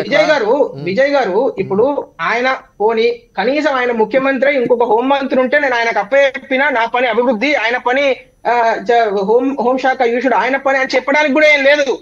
వీరే ముఖ్యమంత్రి, వీరే హోంమంత్రి కూడా. అంటే హోంమంత్రిగా ఆయన ఏం పని చేయాలి, ముఖ్యమంత్రిగా ఏం పని చేయాలి అనే క్లారిటీ ఆయనకు లేదు. ఇక్కడ విషయం ఏంటంటే విజయ్ గారు, చాలా ప్రజలకు ఒక మెసేజ్ ఏమిస్తున్నారు, నేను ఇంతకు ముందున్న ప్రభుత్వంలో ఉన్న పెద్దలను కావచ్చు, కల్వకుంట్ల కుటుంబాన్ని కావచ్చు, ఏ అవినీతి కేసులో కూడా కనీసం కేసులు కూడా పెట్టము. ఎందుకంటే మనం ప్రశ్నిస్తున్నది ఎంక్వైరీలు జరుగుతున్నాయి కదా సార్. మీరు చెప్పిన హెచ్ఎండిఏ కుంభకోణంలో ఎంతమంది అరెస్ట్ అయ్యారు, ఈడీ ఎంతమంది ఆస్తుల్ని అటాచ్ చేసింది, ఫార్ములా రేస్లో కేటీఆర్ గారిని ఎంక్వైరీ చేశారు, కాళేశ్వరం కేసులో స్వయంగా కేసీఆర్ గారు, హరీష్ రావు గారు వచ్చి హాజరయ్యారు, కమిషన్ ముందు రిపోర్ట్ ఇచ్చారు. అది అసెంబ్లీలో రేపైలుండో అసెంబ్లీలో పెట్టబోతున్నారు. సార్ దారుణమైన విషయం చెప్పారా నేను, సిఏజీ రిపోర్టులోనేమో చాలా క్లియర్ గా ఒక్కొక్క కాంట్రాక్ట్ గురించి ఏ విధంగా పోస్ట్ కాంట్రాక్ట్ అడ్జస్ట్మెంట్లు చేశారు, ఎన్ని వేల కోట్ల రూపాయలు ఎక్స్ట్రా అంటే బిహెచ్ఎల్ ఆర్సీపురంలో ఉన్న బిహెచ్ఎల్ 5,500 కోట్లకు కొని అబిడ్స్ లో ఉన్న కాళేశ్వరం ప్రాజెక్టుకు వాళ్ళ హెడ్ ఆఫీస్ కు అమ్మేటప్పటికి అది 7,400 కోట్లు ఎట్లయింది, 1,600 కోట్లు ఎట్లయిందనేమో సిఏజీ రిపోర్ట్ లో పొందుపరిచారు రాజ్యాంగబద్ధ సంస్థ. అదే వీళ్ళ పిసి ఘోష్ గారి కమిటీ రిపోర్ట్ కు వచ్చేసరికి నేను 60 పేజీలు చదివాను, మిగతా 600 పేజీల రిపోర్ట్ నా దగ్గర లేదు, గవర్నమెంట్ ఇవ్వలేదు. ఆ 60 పేజీల రిపోర్ట్ లో టర్మ్స్ ఆఫ్ రిఫరెన్స్ అని ఒక స్లైడ్ ఇచ్చారండి. ఆ టర్మ్స్ ఆఫ్ రిఫరెన్స్ లో ఎక్కడ కూడా ఫైనాన్షియల్ ఇర్రెగ్యులారిటీస్ కావచ్చు, కరప్షన్ కావచ్చు, లేకుంటే బ్రైబరీ కావచ్చు, ఇలాంటి కాదు అమర్నాథ్ గారు. ఆ ఘోష్ కమిషన్ కి ఇచ్చిన దాంట్లోనే ఉంది ఏంటంటే ఎలా కూలింది, కారణం ఎవరు అనే కాన్సెప్ట్ తప్ప అందులో అవినీతి అక్రమాల నిగ్గు తేల్చమని ఆ కమిషన్ కి చెప్పినట్టుగా లేరు. అవినీతి అక్రమాల టెండర్లలో అవకతవకలు అది లేదు. You are absolutely correct. You nail on the head అండి. ఇక్కడ పర్ఫెక్ట్ పాయింట్ మీరు తీసుకొచ్చారు. అసలు మీరు కమిషన్ ను వేసేటప్పుడే కరప్షన్ గురించి, బ్రైబరీ గురించి మాట్లాడుకుంటే అంటే మీరు ముందు నుంచే ఒక పకడ్బందీగా కేసీఆర్ గారు అవినీతి చేయలేదు అనే నెరేటివ్ బిల్డ్ చేయడానికి కావాల్సిన అన్ని ఆధారాలను ముందు నుంచే తయారు చేసుకుంటూ వచ్చారు, స్టెప్ బై స్టెప్, ఒక మోడస్ ఆపరాండి లాగా. అంటే దాని అర్థమైంది మొదటి నుంచి ఈయన మనసులో ఏముంది, బైక్ నేను మైకులలో మాత్రం వాళ్ళని తిడతా అంటే ఇదంతా ఏంది, క్విడ్ ప్రోకు, నువ్వు నాకు లాభం చేయి, నేను నీకు లాభం చేస్తా, రెండు పర్సన్స్ మధ్యలో ఒక రకమైన ఒప్పందమే కదా కనబడుతున్నది కదా. అయితే ఒకటి విజయ్ గారు ఏంటంటే ఇక్కడ వారేమనుకుంటున్నారంటే ఈ భారతదేశంలో చట్టము, కోర్టులు ఇవన్నీ ఏదో మైకులలో మాట్లాడితే ఇట్లా మారిపోతాయని అనుకుంటున్నారు. దయచేసి అది పొరపాటు అండి. ముఖ్యమంత్రి అయినా, ప్రధానమంత్రి అయినా, ఎవరైనా సరే చట్ట పరిధిలోకి, రాజ్యాంగబద్ధమైన సంస్థలలోకి ఖచ్చితంగా ఆన్సర్ చేయాల్సి వస్తుంది. అకౌంటబుల్ గా ఉండాల్సిందే, జవాబుదారీని చూడాల్సిందే. కోర్టులలో ఒకవేళ పిలిపిస్తే దానిలో అఫిడవిట్లు దాఖలు చేయాల్సిందే. అవసరం వస్తే సిబిఐను కూడా తెలంగాణకు రప్పించి కాళేశ్వరంను పూర్తి స్థాయిలో ఇన్వెస్టిగేషన్ చేయడానికి భారతీయ జనతా పార్టీ అన్ని రకాలుగా పోరాడుతుంది. అయితే నేను ఒక విషయం చెప్పి కంక్లూడ్ చేస్తాను. ఇక్కడ ఇంకొక ప్రధానమైన అంశం ఏంటంటే అసలు ఈ కేసులు ఇవన్నీ నీరు గారుస్తున్నారు అనేది ప్రజలు అర్థం చేసుకుంటున్నా, అసలు విషయాలు అభివృద్ధి అండి. ఇక్కడ అది కూడా చేయట్లేదు ఈ ముఖ్యమంత్రి గారు. ల్యాండ్ ఆర్డర్ అట్టర్ ఫ్లాపు, అభివృద్ధి అట్టర్ ఫ్లాపు, సంక్షేమం అట్టర్ ఫ్లాపు, ఏ విషయాన్ని కూడా లాజికల్ కంక్లూజన్ చేసుకోలేని, ఏ ఒక్క విషయాన్ని కూడా పూర్తి స్థాయిలో అమలు చేయలేని చేతగాని ముఖ్యమంత్రి ఈ మొత్తం చరిత్రలో. ఆయన ఎప్పుడుగా ఈ దేశాన్ని 300 మంది ముఖ్యమంత్రులు పరిపాలన చేశారు, నేను 301వ వాడిని, అసలు నేను మొత్తం ఇంద్రుని చంద్రుని అని. ఈ 300 మంది ముఖ్యమంత్రులలో అత్యంత ఘోరమైన విఫలమైన ముఖ్యమంత్రి ఎవరైనా ఉన్నారంటే రేవంత్ రెడ్డి గారు. ఎందుకంటే నేను మీకు ఒక ప్రశ్న అడుగుతానండి. ఈయన ఏమన్నారు, నా బ్రాండ్ యంగ్ ఇండియా నా brand, young India skill university, young India schools. మరి ఈ 20 నెలలు అయిందండి, యంగ్ ఇండియా స్కిల్ యూనివర్సిటీలో ఒక గోడ కూడా కట్టలేదు. యంగ్ ఇండియా స్కూళ్లలో అంతకుముందు ఆల్రెడీ కట్టిన స్కూల్ వెళ్ళి ఈయన ఓపెన్ చేసిండు, కానీ ఈయన శంకుస్థాపన చేసిన ఒక్క స్కూల్ కూడా ఓపెన్ కాలేదు, కనీసం ఒక గోడ కూడా నిర్మించలేదు. సో దానికి మరి సమాధానం చెప్పాలి. రామోరెడ్డి ఆయన అనేది ఇరిగేషన్ సంబంధించినటువంటి దాంట్లో ఘోష్ కమిషన్ దాంట్లో హరీష్ రావు గారు పర్మిషన్ ఎట్లా ఇచ్చారు, లేదంటే ఈటల రాజేంద్ర గారు ఎలా మౌనంగా ఉన్నారు, ఇట్లాంటివి చెప్పారు తప్ప అసలు అక్రమాలు, అవినీతి, టెండర్లు ఎట్లా కట్టబెట్టారు, ఎవరెవరు కట్టబెట్టారు, ఎంత కిక్ బ్యాక్ తీసుకున్నారు, ఆ టర్మ్స్ ఆఫ్ రెఫరెన్స్ అందులో లేవు. రిపోర్ట్ వచ్చింది, దానివల్ల ఉపయోగం ఏమవుతుంది అనేది. విజయ్ గారు ఇప్పుడు ఒకటే విషయం, హెచ్ఎండిఏ దగ్గర కూడా అవకతవకలు, అక్కడ ఒక కుంభకోణాలు జరిగినాయి, అరెస్టులు జరిగినాయి, అన్నీ జరిగినాయి. అదే దాంట్లో రాష్ట్ర ప్రభుత్వం విచారణ చేపించిన తర్వాతనే దీంట్లో మానిటరీ థింగ్స్ ఉన్నాయి కాబట్టి, అంటే డబ్బులకు సంబంధించిన వ్యవహారం ఉంది కాబట్టి ఈడీ వచ్చింది, ఎన్ఫోర్స్మెంట్ డైరెక్టరేట్ వాళ్ళదే కదా. ఫార్ములా ఈ ఎన్ఫోర్స్మెంట్ డైరెక్టరేట్ వాళ్ళదే కదా. గొర్రెల కుంభకోణం ఎన్ఫోర్స్మెంట్ డైరెక్టరేట్ వాళ్ళదే కదా. అన్నిట్లల్లో సుమారు 8 విచారణలు జరుగుతున్నటువంటి అన్నిట్లల్లో కూడా ఎన్ఫోర్స్మెంట్ డైరెక్టరేట్ ఈరోజు కేంద్ర సంస్థ ప్యారలల్గా విచారణ జరుపుతూ ఉంది. ఎన్నిటి మీద ఎంతమంది కనీసం నోటీసులు ఇచ్చినో చెప్పు. మేము అరెస్టులు చేసినాం, మన హైకోర్టులు వైళ్ళు బెయిల్ల కోసం కొట్లాడుతున్నారు, మీరు ఇస్తలేరు కాబట్టి వాళ్ళు తప్పించుకునేటటువంటి ప్రయత్నాలు జరుగుతూ ఉన్నాయి, మీరు తొందరగా దాని మీద ఏమైనా చర్యలు తీసుకోవాలని ఫోన్ ట్యాపింగ్ వ్యవహారాల్లో ఆడమేం కొట్లాడుతూ ఉన్నాం. అది కూడా కేంద్రానికి సంబంధించినటువంటి ఉదాసీనత. ఏడాది పాటు రెడ్ కార్నర్ నోటీస్ ఇవ్వకుండా పంచాయత్ పెట్టించి దాన్ని డిలే చేయించి ఎన్ని రకాలుగా ఉపయోగపడాలో అన్ని రకాలుగా మీరు చేస్తూ ఉన్నారు. నా ప్రశ్న ఒకటే, ఒక లేమన్కి చదువుకోనటువంటి తెలంగాణ సమాజానికి కూడా అర్థం కావాల్సినటువంటి వ్యవహారం ఏంటంటే ఇన్ని విచారణలని మొదలుపెట్టినటువంటి కాంగ్రెస్ పార్టీ రేవంత్ రెడ్డి గారు దాంట్లో పారదర్శకత ఉండాలని ఎక్కడ కూడా కక్షపూరితమైనటువంటి రాజకీయాలకు అవకాశమే ఉండకూడదని పారదర్శకంగా విచారణ మేము చేస్తున్నాము. దాంట్లో అరెస్టులు కూడా మేము చేసినాము. అరెస్టులు కూడా ఇంకా జరుగుతూ ఉన్నాయి. అవి ఎక్కడ ఆపేటటువంటి ప్రసక్తే లేదు. ఇది point number 1. Point number 2, enforcement directorate అన్నిట్లల్లో ఉందని చెప్పి వచ్చి జోరినటువంటి నువ్వు ఎంతమందిని అరెస్ట్ చేసి ఎంతమంది ఆ కుటుంబంలో ఉంటున్నటువంటి అందరి పేర్లు దాంట్లో ఉన్నాయి. మరి ఎంతమంది మంత్రుల పేరు నువ్వు ఆపాదించినావు, ఎంతమంది మంత్రులను నువ్వు అరెస్ట్ చేసినావు, లేకపోతే ఎంతమంది కుటుంబ సభ్యులను తీసుకుపోయి జైలు వేసినావు? అమర్నాథ్ మనం ఏదైనా మాట్లాడినప్పుడు 1 ఏళ్ళు నాకు చూపిస్తే 4 ఏళ్ళు నీకు చూపిస్తాయి. గత 10 సంవత్సరాలు వాళ్ళ మీద మీరు చర్యలు తీసుకుంది చరిత్ర లేదు అని చెప్పినాం. ఎన్ఫోర్స్మెంట్ డైరెక్టరేట్ సిబిఐ కూడా కాళేశ్వరం ఎందుకు ఇవ్వమంటారు? సిబిఐ కూడా కాళేశ్వరం ఎందుకు ఇవ్వమంటారు? తద్వారా వాళ్ళు బీఆర్ఎస్ పార్టీని కాపాడేటటువంటి ఈరోజు నేను ఒకటే ఒక్క నిమిషం ఫోన్ ట్యాపింగ్ ఒక చిన్న ఉదాహరణ నేను మాట్లాడతా. విచారణ అనేటటువంటి ఎన్ని రోజులు పడుతుంది అని అంటే సుమారు ఈ 2014 తర్వాత నరేంద్ర మోడీ గారు వచ్చిన తర్వాత సిబిఐ విచారణ అనేటటువంటి జరిగినటువంటి అన్ని కేసులలో ఎంతమంది మీద చర్యలు తీసుకున్నారో ఈ దేశవ్యాప్తంగా డేటా ఒకటి తీసి మనం మాట్లాడుకుందాం. నీ ఇష్టం. సిబిఐ విచారణ కావాలి, పారదర్శకానికి ఒక మారు పేరు మేమంట. సిబిఐ విచారణ అయినా ఈడీ విచారణ అయినా అవతలంతోటి మతలబు చేసుకొని మంచి చెడ్లు మాట్లాడుకొని పార్టీ కండువాలు కప్పుకొని జత కలిసి కొట్లాడేటటువంటి చరిత్ర బీజేపీకి ఉంటున్నప్పుడు ప్రజలకు మీ మీద విశ్వాసం ఎట్లుంటుందా నువ్వు చెప్పు ఫస్ట్. కాదు రామ్మోహన్ రెడ్డి గారు, మీరు చెప్పాల్సింది ఏంటంటే క్లియర్గా ఇప్పుడు అమర్నాథ్ గారికి ఉన్న పెద్ద డౌట్ ఏంటంటే వ్యక్తిగత కక్ష ఎవరి మీద లేదు, నాకు శత్రువులుగా చూడను, వాళ్ళ పాపాన వాళ్లే పోతారు, లేదంటే ఆయనకి చెర్లపల్లి ఎర్రవల్లే చెర్లపల్లి చుట్టూ అక్కడేమో గోడలు ఉంటాయి, ఇక్కడేమో కంచి ఉంటుంది, తేడా ఏముంది, అక్కడైనా అపాయింట్మెంట్ తీసుకొని రావాలి, ఇక్కడైనా అపాయింట్మెంట్ తీసుకునే పోవాలి, ఇటువంటి వ్యాఖ్యలు ఆయన మొన్న ఢిల్లీలో చిట్చాట్లో చేసినట్టున్నారు. దీన్ని బట్టి ఆయన కంక్లూజన్ ఏంటంటే ఇక కేసులు ఉండవు, వాళ్ళ మీద అరెస్ట్ ఉండదు, నేను గెలిచి సీఎం అయ్యాను, నాకు అది చాలు అని ఆయన అనుకుంటున్నాడు అనేది ఆయన భావన. పాపం వాళ్ళు అర్థం చేసుకునే తీరు అంతే సార్. ఇప్పుడు ఇంట్లో ఒక దొంగతనం జరుగుతుంది, పోలీస్ స్టేషన్ కేసు అయిపోతుంది, ఎవడు పాపన వాడు పోతాడు అని చెప్పి ఒక సైద్ధాంతికంగా ఒక మాట మాట్లాడడం అనుకోండి. దాని మీనింగ్ ఇక కేసు వద్దు ఏమొద్దు నీ కష్టం నువ్వు అవన్నీ ఎత్తుకొని పో అని అన్నట్టేనా? అదే మనం ఇక్కడ మాట్లాడేటప్పుడు ఎవడైనా పాపం చేసినోడు బాగుపడాడు అని అంటాం కదా. దొంగతనం అవుతుంది, కేసు అవుతుంది, వాళ్ళ జైలు కథా కార్క నడుస్తుంటది. కానీ ఎవడు కూడా పాపం చేసినోడు బాగుపడాడు అని ఇంట్లో అన్నారు అనుకోండి, దాని మీనింగ్ ఇక ఇవన్నీ వద్దు వదిలేసి చేసుకున్నాం అని అన్నట్టేనా? ఏం మాట్లాడుతున్నారు అసలు బీజేపీ? నాకు అర్థం కాదు. మీ జూమ్ మీటింగ్లలో ఇవేనా అంటే కన్స్ట్రక్టివ్ గా మాట్లాడారు. ఇప్పుడు ముఖ్యమంత్రి గారు పోయినటువంటి వేదిక ఏంటిది? ఆయన పుస్తకావిష్కరణ. ఆ పుస్తకావిష్కరణకి అనుగుణంగా అక్కడ ఒక సబ్జెక్ట్ వచ్చింది, దాని మీదనే మాట్లాడిండు. దానికి ఏదో మీ ఇంటర్ప్రిటేషన్లు మీరు తీసుకొని వచ్చేసి ప్రజలను ఏదో నమ్మించేటటువంటి ప్రయత్నాలు చేస్తే నేను అంటున్నా, విచారణలో వేసింది మేము, అరెస్టులు చేసింది మేము, కార్యాచరణ ముందుకు తీసుకొని పోతుంది మేము. కానీ ప్యారలల్ గా వచ్చినటువంటి ఈడీ ఇప్పటిదాకా ఎవరి మీద చర్యలు తీసుకోలేదనేటటువంటి వాస్తవం చెప్తుంది కూడా మేమే. తద్వారా బీజేపీ బీఆర్ఎస్ లు ఇంకెన్ని రోజులు కలిసి ఉంటారు అని అంటే ఎప్పటికి కలిసి ఉండేటటువంటి వాళ్ళే వాళ్ళ నేతలు వీళ్ళ నేతలలో జాయిన్ చేసుకునేటటువంటి తీరు వాళ్ళు బయటకు వచ్చి మాట్లాడుతున్నారు. సొంత కుటుంబ సభ్యులు చేరినటువంటి నేతలే మాట్లాడుతారు. బాలరాజ్ ఇద్దరు ముఖ్యమంత్రి గారు చేసిన వ్యాఖ్యలకి ఆ అర్థం తీసుకోవడానికి లేదని మీరు అంటా ఉన్నారు కదా. చిన్న బ్రేక్ తీసుకుందాం. బాలరాజ్ గారు చిన్న బ్రేక్ తర్వాత మీతో మాట్లాడతాం. స్థాయి ఉండాలంటున్నారు, కోపాన్ని ప్రదర్శించడానికి సీఎంని కాలేదు, ఎవరి మీద కక్ష తీర్చుకోవటాలు అట్లాంటివి ఉండమంటున్నారు. వాళ్ళ దుఃఖానికి నా గెలుపు చాలంటున్నారు ఆయన. నేను సీఎం కుర్చీలో కూర్చొని సంతకం పెడుతుంటే వాళ్ళ గుండెల్లో కోత పడతా ఉంది, గుండెల్లో గీత గీసినట్టుగా అవుతుందంటూ ఆయన వ్యాఖ్యలు చేస్తున్నారు.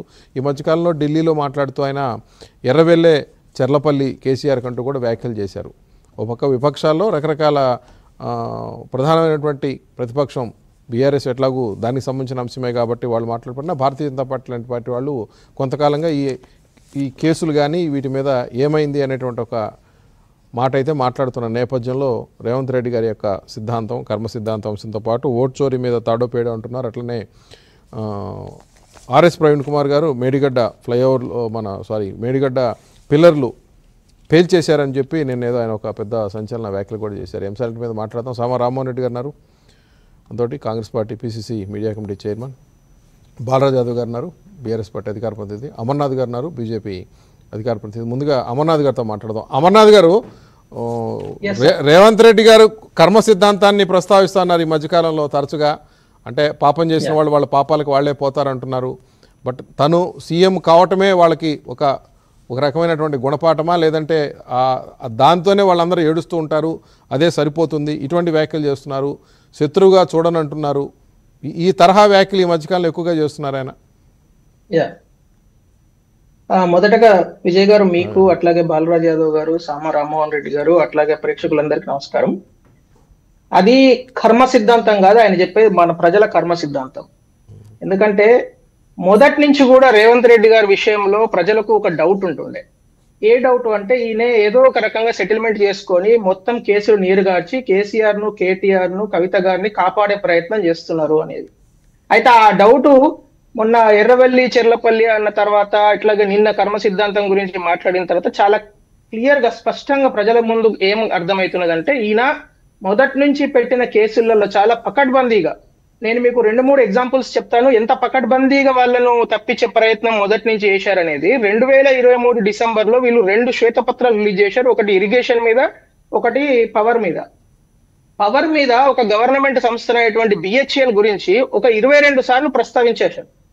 అలాంటిది ఇరిగేషన్ డిపార్ట్మెంట్ గురించి శ్వేతపత్రంలో ఒక్కసారి కూడా వారు ఏ కంపెనీ, మెగా కావచ్చు, LNT కావచ్చు, ఏ కంపెనీ ప్రస్తావన ఇవ్వలేదు. సో అక్కడి నుంచే వారు అంటే చాలా పద్ధతి ప్రకారంగా స్టెప్ బై స్టెప్ వీళ్ళని ఎట్లా కాపాడాలి అని ఒక లాయర్ లాగా ఎప్పుడు చెప్తాడుగా ఆయన, నేను చాలా లాయర్ లాగా ఆలోచిస్తా అని, అట్లా లాయర్ లాగానే చాలా పద్ధతి ప్రకారం వీళ్ళని కాపాడే ప్రయత్నం మొదటి నుంచి చేశారు. ఎందుకంటే రేవంత్ రెడ్డి గారు ఓటుకు నోటు కేసులు దొరికినప్పుడు కేసీఆర్ గారు అప్పుడు కవిత చెప్పిందని కాపాడారు అని ప్రజలు చాలా సార్లు అనుమానపడ్డారు. అది ఈ రోజు అదే క్విడ్ ప్రోకు భాగంగా, అంటే క్విడ్ ప్రోక్యూ భాగంగా వారు కేసీఆర్ గారిని, కేటీఆర్ గారిని కాపాడే ప్రయత్నం చేస్తున్నారు అనేది క్లియర్ గా కనబడుతున్నది. ఎందుకంటే ఇప్పటి వరకు HMDA స్కామ్ కానీ, GST స్కామ్ కానీ, ఫోన్ ట్యాపింగ్ వ్యవహారం కానీ, ఫోన్ ట్యాపింగ్ వ్యవహారం ఇంటర్నేషనల్ క్రైమ్ అని చెప్పిన సీఎం గారు, అట్లాగే కాళేశ్వరం ATM అని చెప్పిన సీఎం గారు, అసలు టర్మ్స్ ఆఫ్ రిఫరెన్స్ మనం చాలాసార్లు ఆర్గ్యుమెంట్ చేశాము విజయ్ గారు, మీకు జ్ఞాపకం ఉంటే మన ఛానల్లో డిస్కషన్ లోనే నేను చాలాసార్లు ఇది హైలైట్ చేశాను. ఏంటంటే అసలు టర్మ్స్ ఆఫ్ రిఫరెన్స్ ఇప్పటి వరకు వీళ్ళు పొందుపరచట్లేదంటే, ఫైనల్ గా మొన్న PC ఘోష్ గారి కమిటీ రిపోర్ట్ ఇచ్చిన దాంట్లో టర్మ్స్ ఆఫ్ రిఫరెన్స్ మనం చదివితే అసలు అక్కడ ఫైనాన్షియల్ ఇర్రెగ్యులారిటీస్ అనో, కరప్షన్ యాంగిల్ అనో అసలు లేనే లేదు. అసలు టెక్నికల్ డిస్కషన్ ఉంది, ఆ తర్వాత ఆ మేడిగడ్డ ఎందుకు కూలిపోయింది, టెక్నికల్ గా దాన్ని సరి చేయాలని తప్పితే టర్మ్స్ ఆఫ్ రిఫరెన్స్ లోనే మీకు ఫైనాన్షియల్ ఇర్రెగ్యులారిటీస్, తర్వాత టెండర్ అవార్డు ప్రాసెస్ మీద దేని మీద లేదు టర్మ్స్ ఆఫ్ రిఫరెన్స్. సో అంటే దాని అర్థం ఏంది, మొదటి నుంచి కూడా చాలా స్పష్టంగా ఈ రోజు అర్థమవుతున్నది ఏంటంటే కేసీఆర్, కేటీఆర్ ఫ్యామిలీని కాపాడే ప్రయత్నము రేవంత్ రెడ్డి గారు చాలా మనస్ఫూర్తిగా, శ్రద్ధతోని, చిత్తశుద్ధితోని చేస్తున్నారు అనేది అర్థమైంది. ఎక్కడ సార్ ఉప్పు నిప్పు అయితే అసలు వాళ్ళకి ఆయనకి ఉప్పు నిప్పు కదా పైన సార్. ఇప్పుడు మనలాంటి అమాయకులను, అంటే మనను అమాయకులు అనుకోని ఆయన మాట్లాడుతున్నారు అనుకుంటున్నాను నేను. ఎందుకంటే ప్రజలకు అర్థమవుతున్నది, చిన్న ఊర్లో అడిగినా కూడా చెప్తున్నారండి. ఎందుకంటే ఇప్పుడు మీకు చూడండి, గొర్రెల స్కామ్ అన్నారు. గొర్రెల స్కామ్ లో అసలు సూత్రధారు ఎవరు ఉంటారు? మంత్రి ఉంటారు. ఆ మంత్రి గురించి ఇప్పటివరకైనా మాట్లాడు. ఫార్ములా ఈ స్కామ్ గురించి అసలు ఎంత మాట్లాడిండు, అసలు బూతులు తిట్టాడు, మైకులలో మాట్లాడాడు. తర్వాత ఏం జరిగిందండి ఫార్ములా ఈ స్కామ్ లో? అసలు ఎవరైతే దానిలో కిక్ బ్యాక్స్ ఇచ్చే అవకాశం ఉండే కంపెనీ ఏదైతే ఉందో, ఏకైక కంపెనీ ఏస్ నెక్స్ట్ జెన్, అసలు ఆ కంపెనీ పేరే ఎఫ్ఐఆర్ లో లేదు.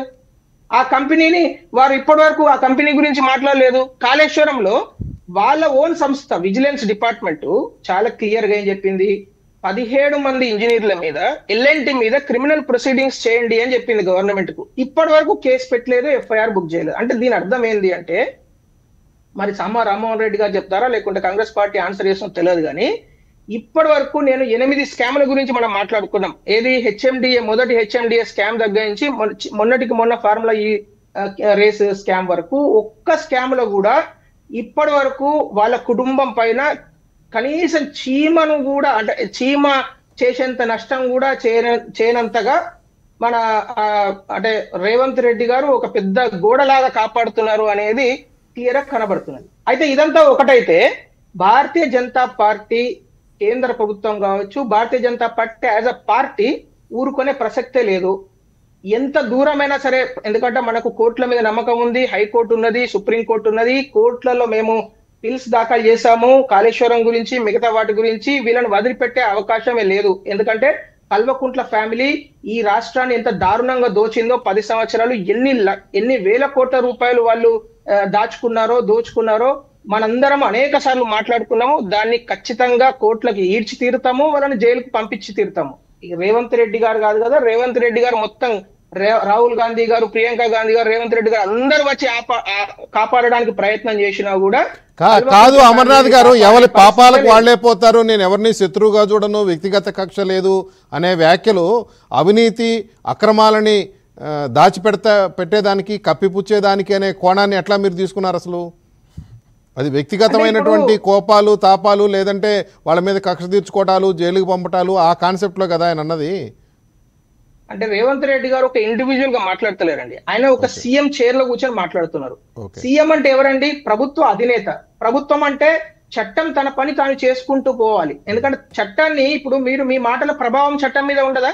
నువ్వు ఆ కుర్చీలో కూర్చొని నేను అసలు వాన్ పాపాన వాడే పోతాడు, అసలు మనం ఎందుకు కేసు పెట్టాలి, మనం ఎందుకు అఫిడవిట్ దాఖలు చేయాలి, మనం ఎందుకు హైకోర్టుకి వెళ్ళాలి అంటే దాని అర్థం ఏంది? ప్రభుత్వ వైపు నుంచి క్లియర్ స్టాండ్ చెప్తున్నాడు ఆయన, మేమేం ఫైట్ చేయము, మేము కోర్టులలో వాదించము, మేము అఫిడవిట్ దాఖలు చేయము. నా పీసీ ఘోష్ గారు కూడా చెప్పారు కదా, అరే క్యాబినెట్ నోట్స్ ఇవ్వండి, 2 సంవత్సరాలు ఇంతకు ముందు జరిగిన క్యాబినెట్ నోట్ ఇవ్వంటే ఇప్పటి వరకు ఇవ్వలేదు అని వారే వ్యాఖ్యానించేశారు కదా. కాళేశ్వరం వారు పెట్టిన కమిషన్ యొక్క ఎవరైతే మాజీ జడ్జి గారు ఉన్నారో వారే చెప్పారు, క్యాబినెట్ కమిటీ నోట్స్ ఇవ్వండి అంటే గత 15-16 నెలలుగా ఇవ్వట్లేదు అంటే తర్వాత అది మీడియాలో చెప్తే అప్పుడు ఇచ్చారు.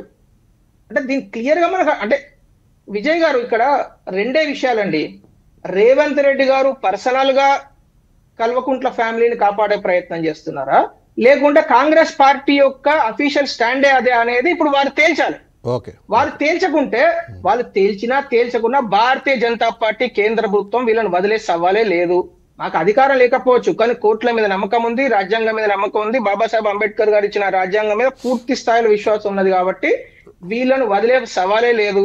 ఎందుకంటే ఈ రోజు ఆయన ఎంత కర్మ సిద్ధాంతం ఇంకో సిద్ధాంతం అని బోడి సిద్ధాంతాల మాటలు చెప్పి ఈ కేసులు ఎంత నీరుగార్చే ప్రయత్నం చేసినా కూడా కావలసినంత ఎవిడెన్సెస్ వాళ్ళకి అగేన్స్ట్ గా ఉన్నాయి. ఎందుకంటే ఇప్పుడు మనము చాలా క్లియర్ గా మాట్లాడుకున్నాం ఇందాక 4-5 అంశాలు.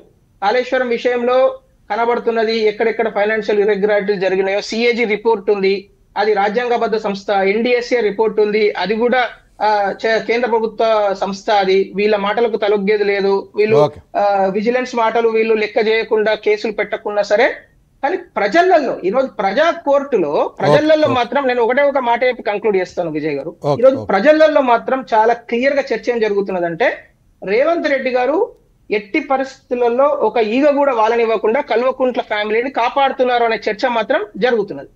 ఓకే సార్, రామ్మోహన్ రెడ్డి గారు కర్మ సిద్ధాంతం కాదు, అది ప్రజల కర్మ సిద్ధాంతం లాగా ప్రజల కర్మలాగా మారిందంటున్నారు ఆయన. విజయ్ గారు, ముందుగా మీకు ప్యానెల్లో పెద్దలకి అండ్ టిఫే ప్రెస్టులందరూ కూడా గుడ్ మార్నింగ్. ఆయన ప్రజల కర్మ సిద్ధాంతం అనేటటువంటిది మాట్లాడుకుంటేనే బోడి సిద్ధాంతం అని కూడా అన్నాడు ఇప్పుడు ఆయన మాటలలో. అది బీజేపీ నైజం. వాళ్ళకి నిజంగా సిద్ధాంతం అన్నా ధర్మం అన్నా కేవలం రాజకీయాల కోసమే పరిమితం అవుతారు కాబట్టి వాళ్ళకి సిద్ధాంతం అనే పదం బోడి సిద్ధాంతం లెక్కనే కనిపిస్తుంది. రేవంత్ రెడ్డి గారు చెప్తున్న సిద్ధాంతం బోడి సిద్ధాంతం అంటే అదే ఎవరిదైనా సిద్ధాంతం అనేటటువంటి దాని మీద ప్రిఫిక్స్ అనేటటువంటి బోడి వాడేటప్పుడు మనకు కొంచెం ఎందుకంటే మన లోపల ఉంటున్నటువంటి తత్వాన్ని బయటికి కనబరుస్తారు కదా. సో అది బీజేపీ యొక్క ఆలోచన విధానం గట్లనే ఉంటుంది. వాళ్ళకి నిజంగా కూడా ధర్మమైనా లేకపోతే భగవంతుడు రాముడైనా లేకపోతే ఇంకోటైనా ఏదైనా ఆ రాజకీయాల కోసం ఆ పూట కోసం మాత్రమే మాట్లాడేది. అమర్ గారు మాట్లాడుకుంటా చెప్పిండ్రు, ఆయన ఏమన్నాడు, ఎవడో వదిలిపెట్టడం మేమైతే వదిలిపెట్టాం, కోట్లలో కొట్లాడతాం, డౌన్ డూసుకో కబడ్డీ ఆడతాం అన్నట్టుగా చెప్పిండు. మరి దేశంలో కాంగ్రెస్ పార్టీలో అత్యంత పెద్ద కుంభకోణాలు చేసిర్రు అని ఆరోపింపబడ్డటువంటి నాయకులను మొత్తం సుమారు 23 మంది సార్ ఈ దేశంలో.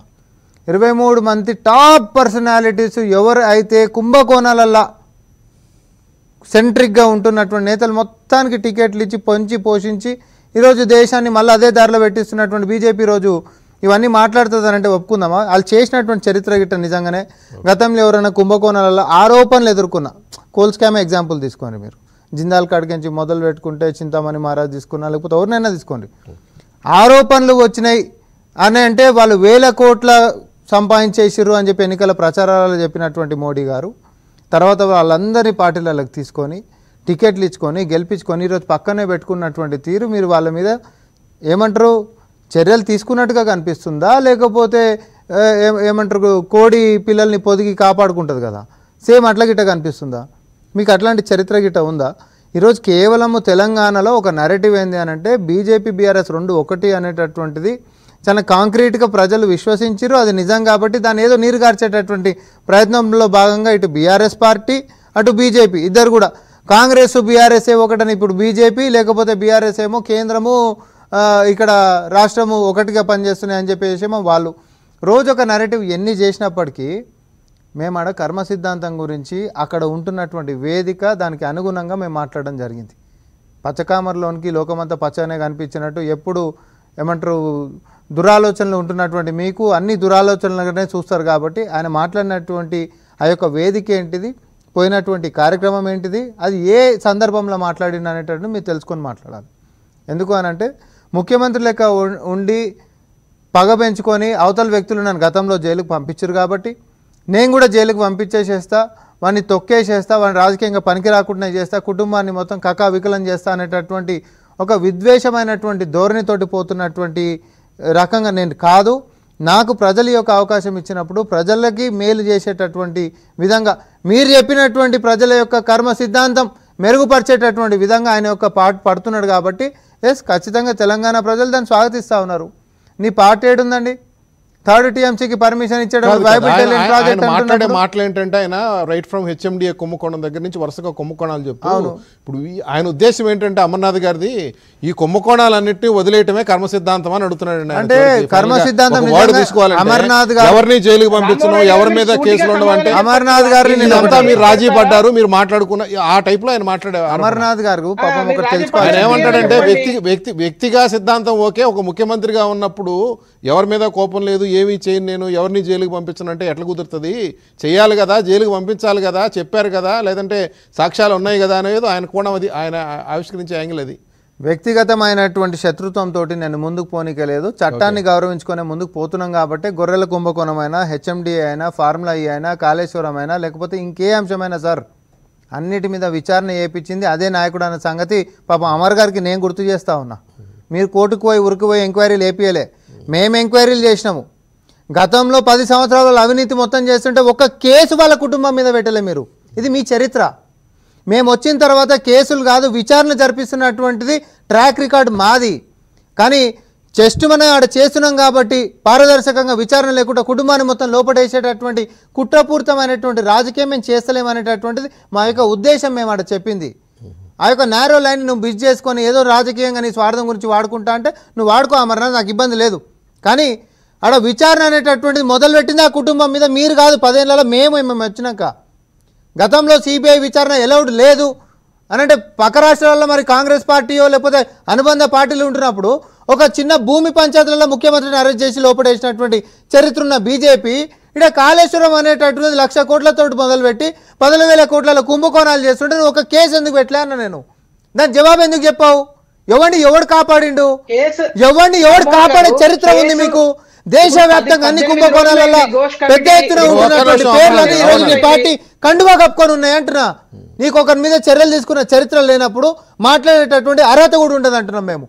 మేము పారదర్శకంగా విచారణ చేసుకుంటా, మేము వ్యక్తిగతమైనటువంటి కుట్రాకోణంతోనో లేకపోతే వ్యక్తిగతమైనటువంటి ద్వేషంతోనో. ఆయన ఏమంటాడంటే వ్యక్తిగతంగా ఎట్లా ముఖ్యమంత్రి కదా, ఆయన ఎవరి మీద కోపం లేదు, ద్వేషం లేదు, ఎవరి మీద లేదు, జైలుకి పంపించను. అప్పుడు ఆయన ఏదో అన్నాడు ఇందాక, ఎర్రవల్లి చెర్లపల్లి ఏదో అన్నాడు ఆయన.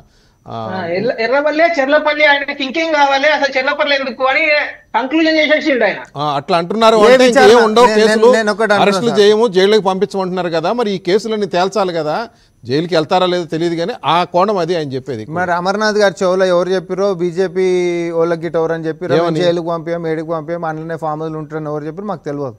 అట్లా గిట్ట చేసేటోళ్ళం అయితే కాదు, అట్లా గిట్ట చేసేటోళ్ళం అయితే విచారణే చేయకుండా, పీసీ కోర్స్ కమిషనే చేయకుండా, విజిలెన్స్ అనేది రాకుండా, ఏవి లేకుండా కర్మ సిద్ధాంతం ఓడిపోయింది, ఇంతకు మించి ఏం కావాలి, నేను అన్నిటికంటే పెద్ద శిక్ష వేసినాను, ఇదే నాయకుడు కూడా మాట్లాడవచ్చు.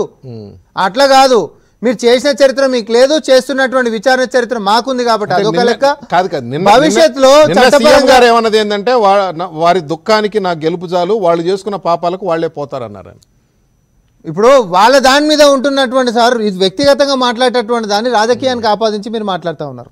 నేను అంటా ఉన్నాం, ఇప్పుడు గతంలో ఈయనని జైల్లో వేసి, రేవంత్ రెడ్డి గారిని జైల్లో వేసి ఒక కుటుంబ సభ్యులు ఒక ఫంక్షన్ కూడా గెస్ట్ లెక్క వచ్చిపోయేటటువంటి పరిస్థితులు చేసి ఎవడో ఎగరేసినటువంటి డ్రోన్లు తీవ్రవాదులు వేసినటువంటి జైల్లో మళ్ళీ వేసినప్పటికీ ఆ చరిత్ర ఉంటున్నప్పటికీ ఎక్కడ పర్సనల్గా క్యారీ చేసి కుటుంబాన్ని కూడా నేను అదే బాట పట్టిస్తా అనేటటువంటి ఒక ద్వేషాన్ని పెంచుకొని వ్యవహరిస్తున్నటువంటి తీరులో నేను లేను. నా గెలిపే వాళ్ళకి అన్నిటికంటే పెద్ద మూల్యం చెల్లించినట్టుగా దాని యొక్క కోణంలో మాట్లాడిండు. కానీ కాళేశ్వరం ఆపేస్తా, లేకపోతే గొర్రెల కుంభకోణం ఆపేస్తా, లేకపోతే హెచ్ఎండిఏ ఆపేస్తా, ఫార్ములా ఈ ఆపేస్తా అని గిట్ట మేము చెప్పినామా? లేకపోతే అట్లా ఆపినటువంటి చరిత్ర గిట్ట మాకుందా? ట్రాక్ రికార్డ్ గిట్ట మాకుందా? ఒక పక్క విచారణలు చేసుకుంటా, సంక్షేమాలు ఇచ్చుకుంటా, ఇంకొక పక్క అభివృద్ధి చేసుకుంటా, కొత్త ప్రణాళికలు నిర్మించుకుంటా ఒక రాష్ట్ర ముఖ్యమంత్రి ఎన్ని రకాలుగా 24/7 బిజీగా ఉండాలనో ఆ ట్రాక్ రికార్డ్ తీసుకొని వస్తుంటే కండ్ల మంటలతోటి ఈరోజు ప్రతిపక్షాలు మాట్లాడుతున్నప్పుడు, మీకు వచ్చి అసెంబ్లీకి వచ్చి మాట్లాడే దమ్ము ధైర్యం మీకు లేనప్పుడు, గతంలో వాళ్ళ మీద చర్యలు తీసుకున్నటువంటి చరిత్ర బీజేపీకి లేనప్పుడు ఈరోజు మమ్మల్ని విమర్శించే నైతికత మీకు లేదని చెప్పి నేను మళ్ళీ ఒకసారి కూడా హితబోధ చేస్తా ఉన్నా. ఓకే బాలాజీ గారు ఎవరి పాపాలకు వాళ్లే పోతారంటున్నారు. సరే, రేవంత్ రెడ్డి గారి సిద్ధాంతాన్ని సూత్రీకరణలో అమర్నాథ్ గారు తీసుకున్న యాంగిల్ ఏంటంటే ఈ కేసులు ఇవే ఉండవు, జైలుకి ఎవరిని పంపించమనే కోణంలో ఆయన అన్నారు. బట్ రామ్మోహన్ రెడ్డి గారు తిన్నారు కదా మీరు. బాలాజీ గారు. విజయ్ సార్, ముందుగా మీకు అదేవిధంగా టీవీ5 ప్రేక్షకులకి, ప్యానెల్ లో పెద్దలు భారతీయ జనతా పార్టీ ప్రతి అమర్నాథ్ గారికి, కాంగ్రెస్ పార్టీ ప్రతి సామరామరెడ్డి గారికి నమస్కారం. ఇలా ప్రధానంగా రేవంత్ రెడ్డి గారి మాటలు చూస్తా ఉంటే ఇవాళ ఏమంటారు కదా, చిత్తం శివుని మీద భక్తి చెప్పుల మీద అన్నట్టు ప్రజలకు ఇచ్చిన హామీలు అమలు చేయలేకపోతా ఉన్నాడు. ఉన్న కూర్చి బోధ్యం అని అధిష్టానం ఏమైనా తీసేద్దనేటువంటి బాధలో మాట్లాడుతున్నా కనపడతా ఉంది. ఒకవైపు మనుగోడు ఎమ్మెల్యే రాజగోపాల్ రెడ్డి గారు చేసినటువంటి విమర్శలకు కానీ వారు చేస్తున్నటువంటి అంశాల పట్ల ఎవరు కూడా పార్టీలో జవాబిచ్చే పరిస్థితి లేదు. ఒకవైపు అన్నుదిరెడ్డి గారు జడ్చర్ల ఎమ్మెల్యే గారు మాట్లాడుతున్న మాటలకు ఎవరు క్రమశిక్షణ కమిటీ కానీ పార్టీకి సంబంధించిన వ్యవహారాల్లో ఎట్లా తలదొచ్చుకుంటారు, ఎవరికి కాంటాక్ట్లు అప్పచెప్తా ఉన్నారు, ఎవరి సమక్షంలో పాలన జరుగుతున్న అంశాల మీద ఎవరు క్లారిటీ ఇచ్చే పరిస్థితి లేదు. ఒకవైపు బీసీ యాత్ర పేరుతోటి రిజర్వేషన్లు సాధిస్తాం, 42% రిజర్వేషన్లతోటి ఎలక్షన్లకు పోతామని చెప్పేసి ప్రగల్భాలు పలికినటువంటి ముఖ్యమంత్రి రేవంత్ రెడ్డి గారు ఇవాళ ఢిల్లీలో వెళ్లి డ్రామా ఆడి ఎట్లా వచ్చిరో, ఎట్లా పలాయాన్ని తగ్గించి మళ్ళీ తెలంగాణకు వచ్చిరో ప్రజలు అర్థం చేసుకో ఉన్నారు. అక్కడికి ఢిల్లీకి వెళ్ళి పెద్ద ఎత్తున 100 మంది ఎంపీలను ఢిల్లీ గల్లీ ఇల్లు నిలబెడతా, కూర్చోబెడతా, ధర్నా చేస్తా అని చెప్పేసి మాట్లాడి రాష్ట్రపతి భవన్ ముందు పరేడ్ చేస్తానని మాట్లాడినట్టు ముఖ్యమంత్రి రేవంత్ రెడ్డి గారు మరి 100 మంది ఢిల్లీలో ఉన్నటువంటి ఇండియా ఎంపీలు వచ్చిరా లేదా అర్థం కాలే. అదేవిధంగా పార్లమెంట్ లో 42% రిజర్వేషన్ల మీద మేము నిలదీస్తాం, ఖచ్చితంగా కొట్లాడతాం, తెలంగాణ రోల్ మోడల్, అదేవిధంగా మొత్తం పెద్ద ఎత్తున బీసీల కులగణనకు తెలంగాణ ఒక రోడ్ మ్యాప్ గీసిందని మాట్లాడిన రాహుల్ గాంధీ గారు కనీసం ఢిల్లీలో బీసీల ధర్నకు వచ్చే పరిస్థితి లేదు, సోనియా గాంధీ వచ్చే పరిస్థితి లేదు, ప్రియాంక గాంధీ వచ్చే పరిస్థితి లేదు, ఖర్గే కనీసం వాళ్ళ జాతీయ అధ్యక్షుడు ఖర్గే వచ్చే పరిస్థితి లేదు. అంటే ఢిల్లీలో కథమైపోయింది. బీసీల ధర్నా, బీసీలు ఏదైతే 40% రిజర్వేషన్ అన్నారో అది అమలు చేసే పరిస్థితి లేదు. కోర్టు ఏమో సెప్టెంబర్ 31 తారీఖు ఇచ్చింది. మరి అలా ఢిల్లీలో కాంగ్రెస్ పార్టీ నాయకులేమో బీసీల పట్ల, బీసీ రిజర్వేషన్ పట్ల కర్ణించే పరిస్థితి లేదు. ఒకవైపు ఏమో ఆయన ఢిల్లీ యాత్ర పెట్టుకుంటే ఇక్కడేమో మీనాక్షి నటరాజన్ గారు వారి ఇన్ఛార్జ్ గారేమో గల్లీల యాత్ర పెట్టుకున్నారు. ఈయనేమో గల్లీల యాత్ర, ఇక్కడేమో ఆయన ఢిల్లీ యాత్ర. మరి ఎవరితో మాట్లాడాలి, ఎవరితో ఏం చేయాలి? ఒకవైపు మీనాక్షి ఏమో రేవంత్ రెడ్డిని సైన్ నెట్టేసి కాదు ఈ సిద్ధాంతానికి దానికి ఏంటి లింకు?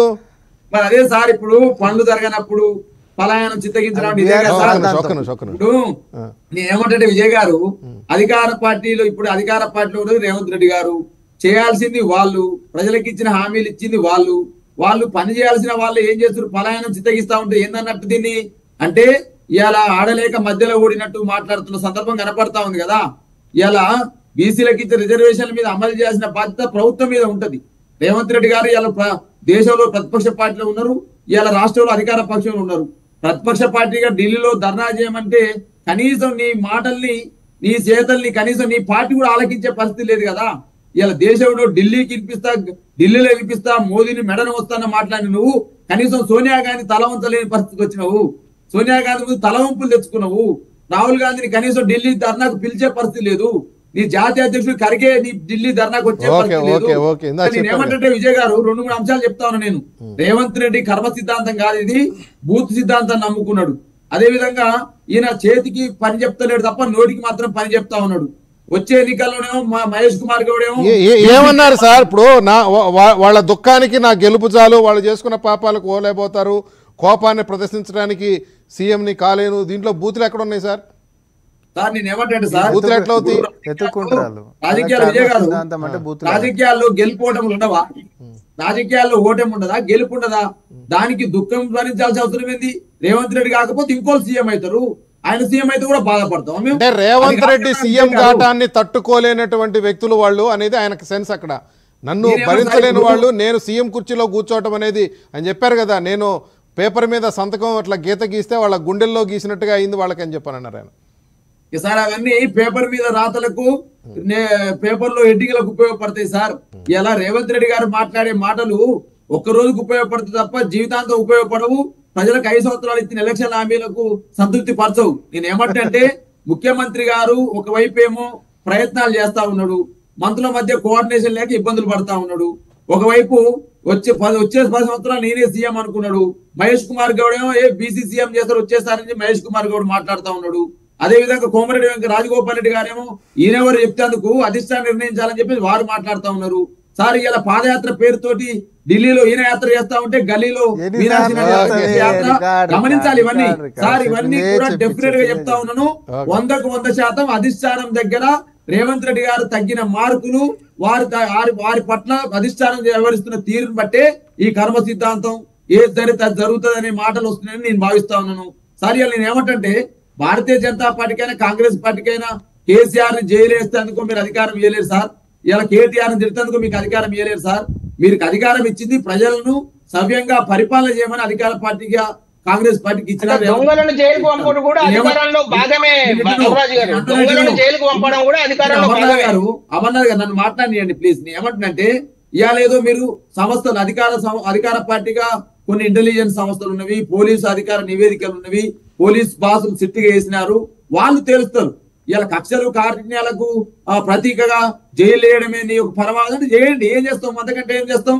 ఇలా డిఎంకే గతంలో ఆ తమిళనాడులో జైలలిత డిఎంకే కర్ణాటక మధ్య జరగలేదా జైళ్ల పంచాయతీ? ఇలా గదే జరుగుతుంది రాష్ట్రంలో కూడా. అది లేదని అన్నారనే దాని మీదనే ఇప్పుడు బీజేపీ అభ్యంతరం వ్యక్తం చేస్తాం సార్. అది లేదని అన్నాడనే, నేను ఎవరిని శత్రుగా చూడట్లేదు, నేను కోపాన్ని ప్రదర్శించడానికి కాలేదు. లేదు ఇందాకేదో మొన్న ఢిల్లీలో చిట్ చాట్లో ఆయన మాట్లాడిన దాన్ని మాట్లాడుతూనే ఎందుకు ఇప్పుడు మధ్యలో ఇంటర్ఫేర్ అయినాడు కదా మధ్యలో అమర్నాథ్ గారు. ఆయన ఏమన్నాడంటే తప్పులు చేసిన వాళ్ళని జైల్లో వేయాలి కదా, వేయకపోతే ఎట్లా అంటున్నారు ఆయన.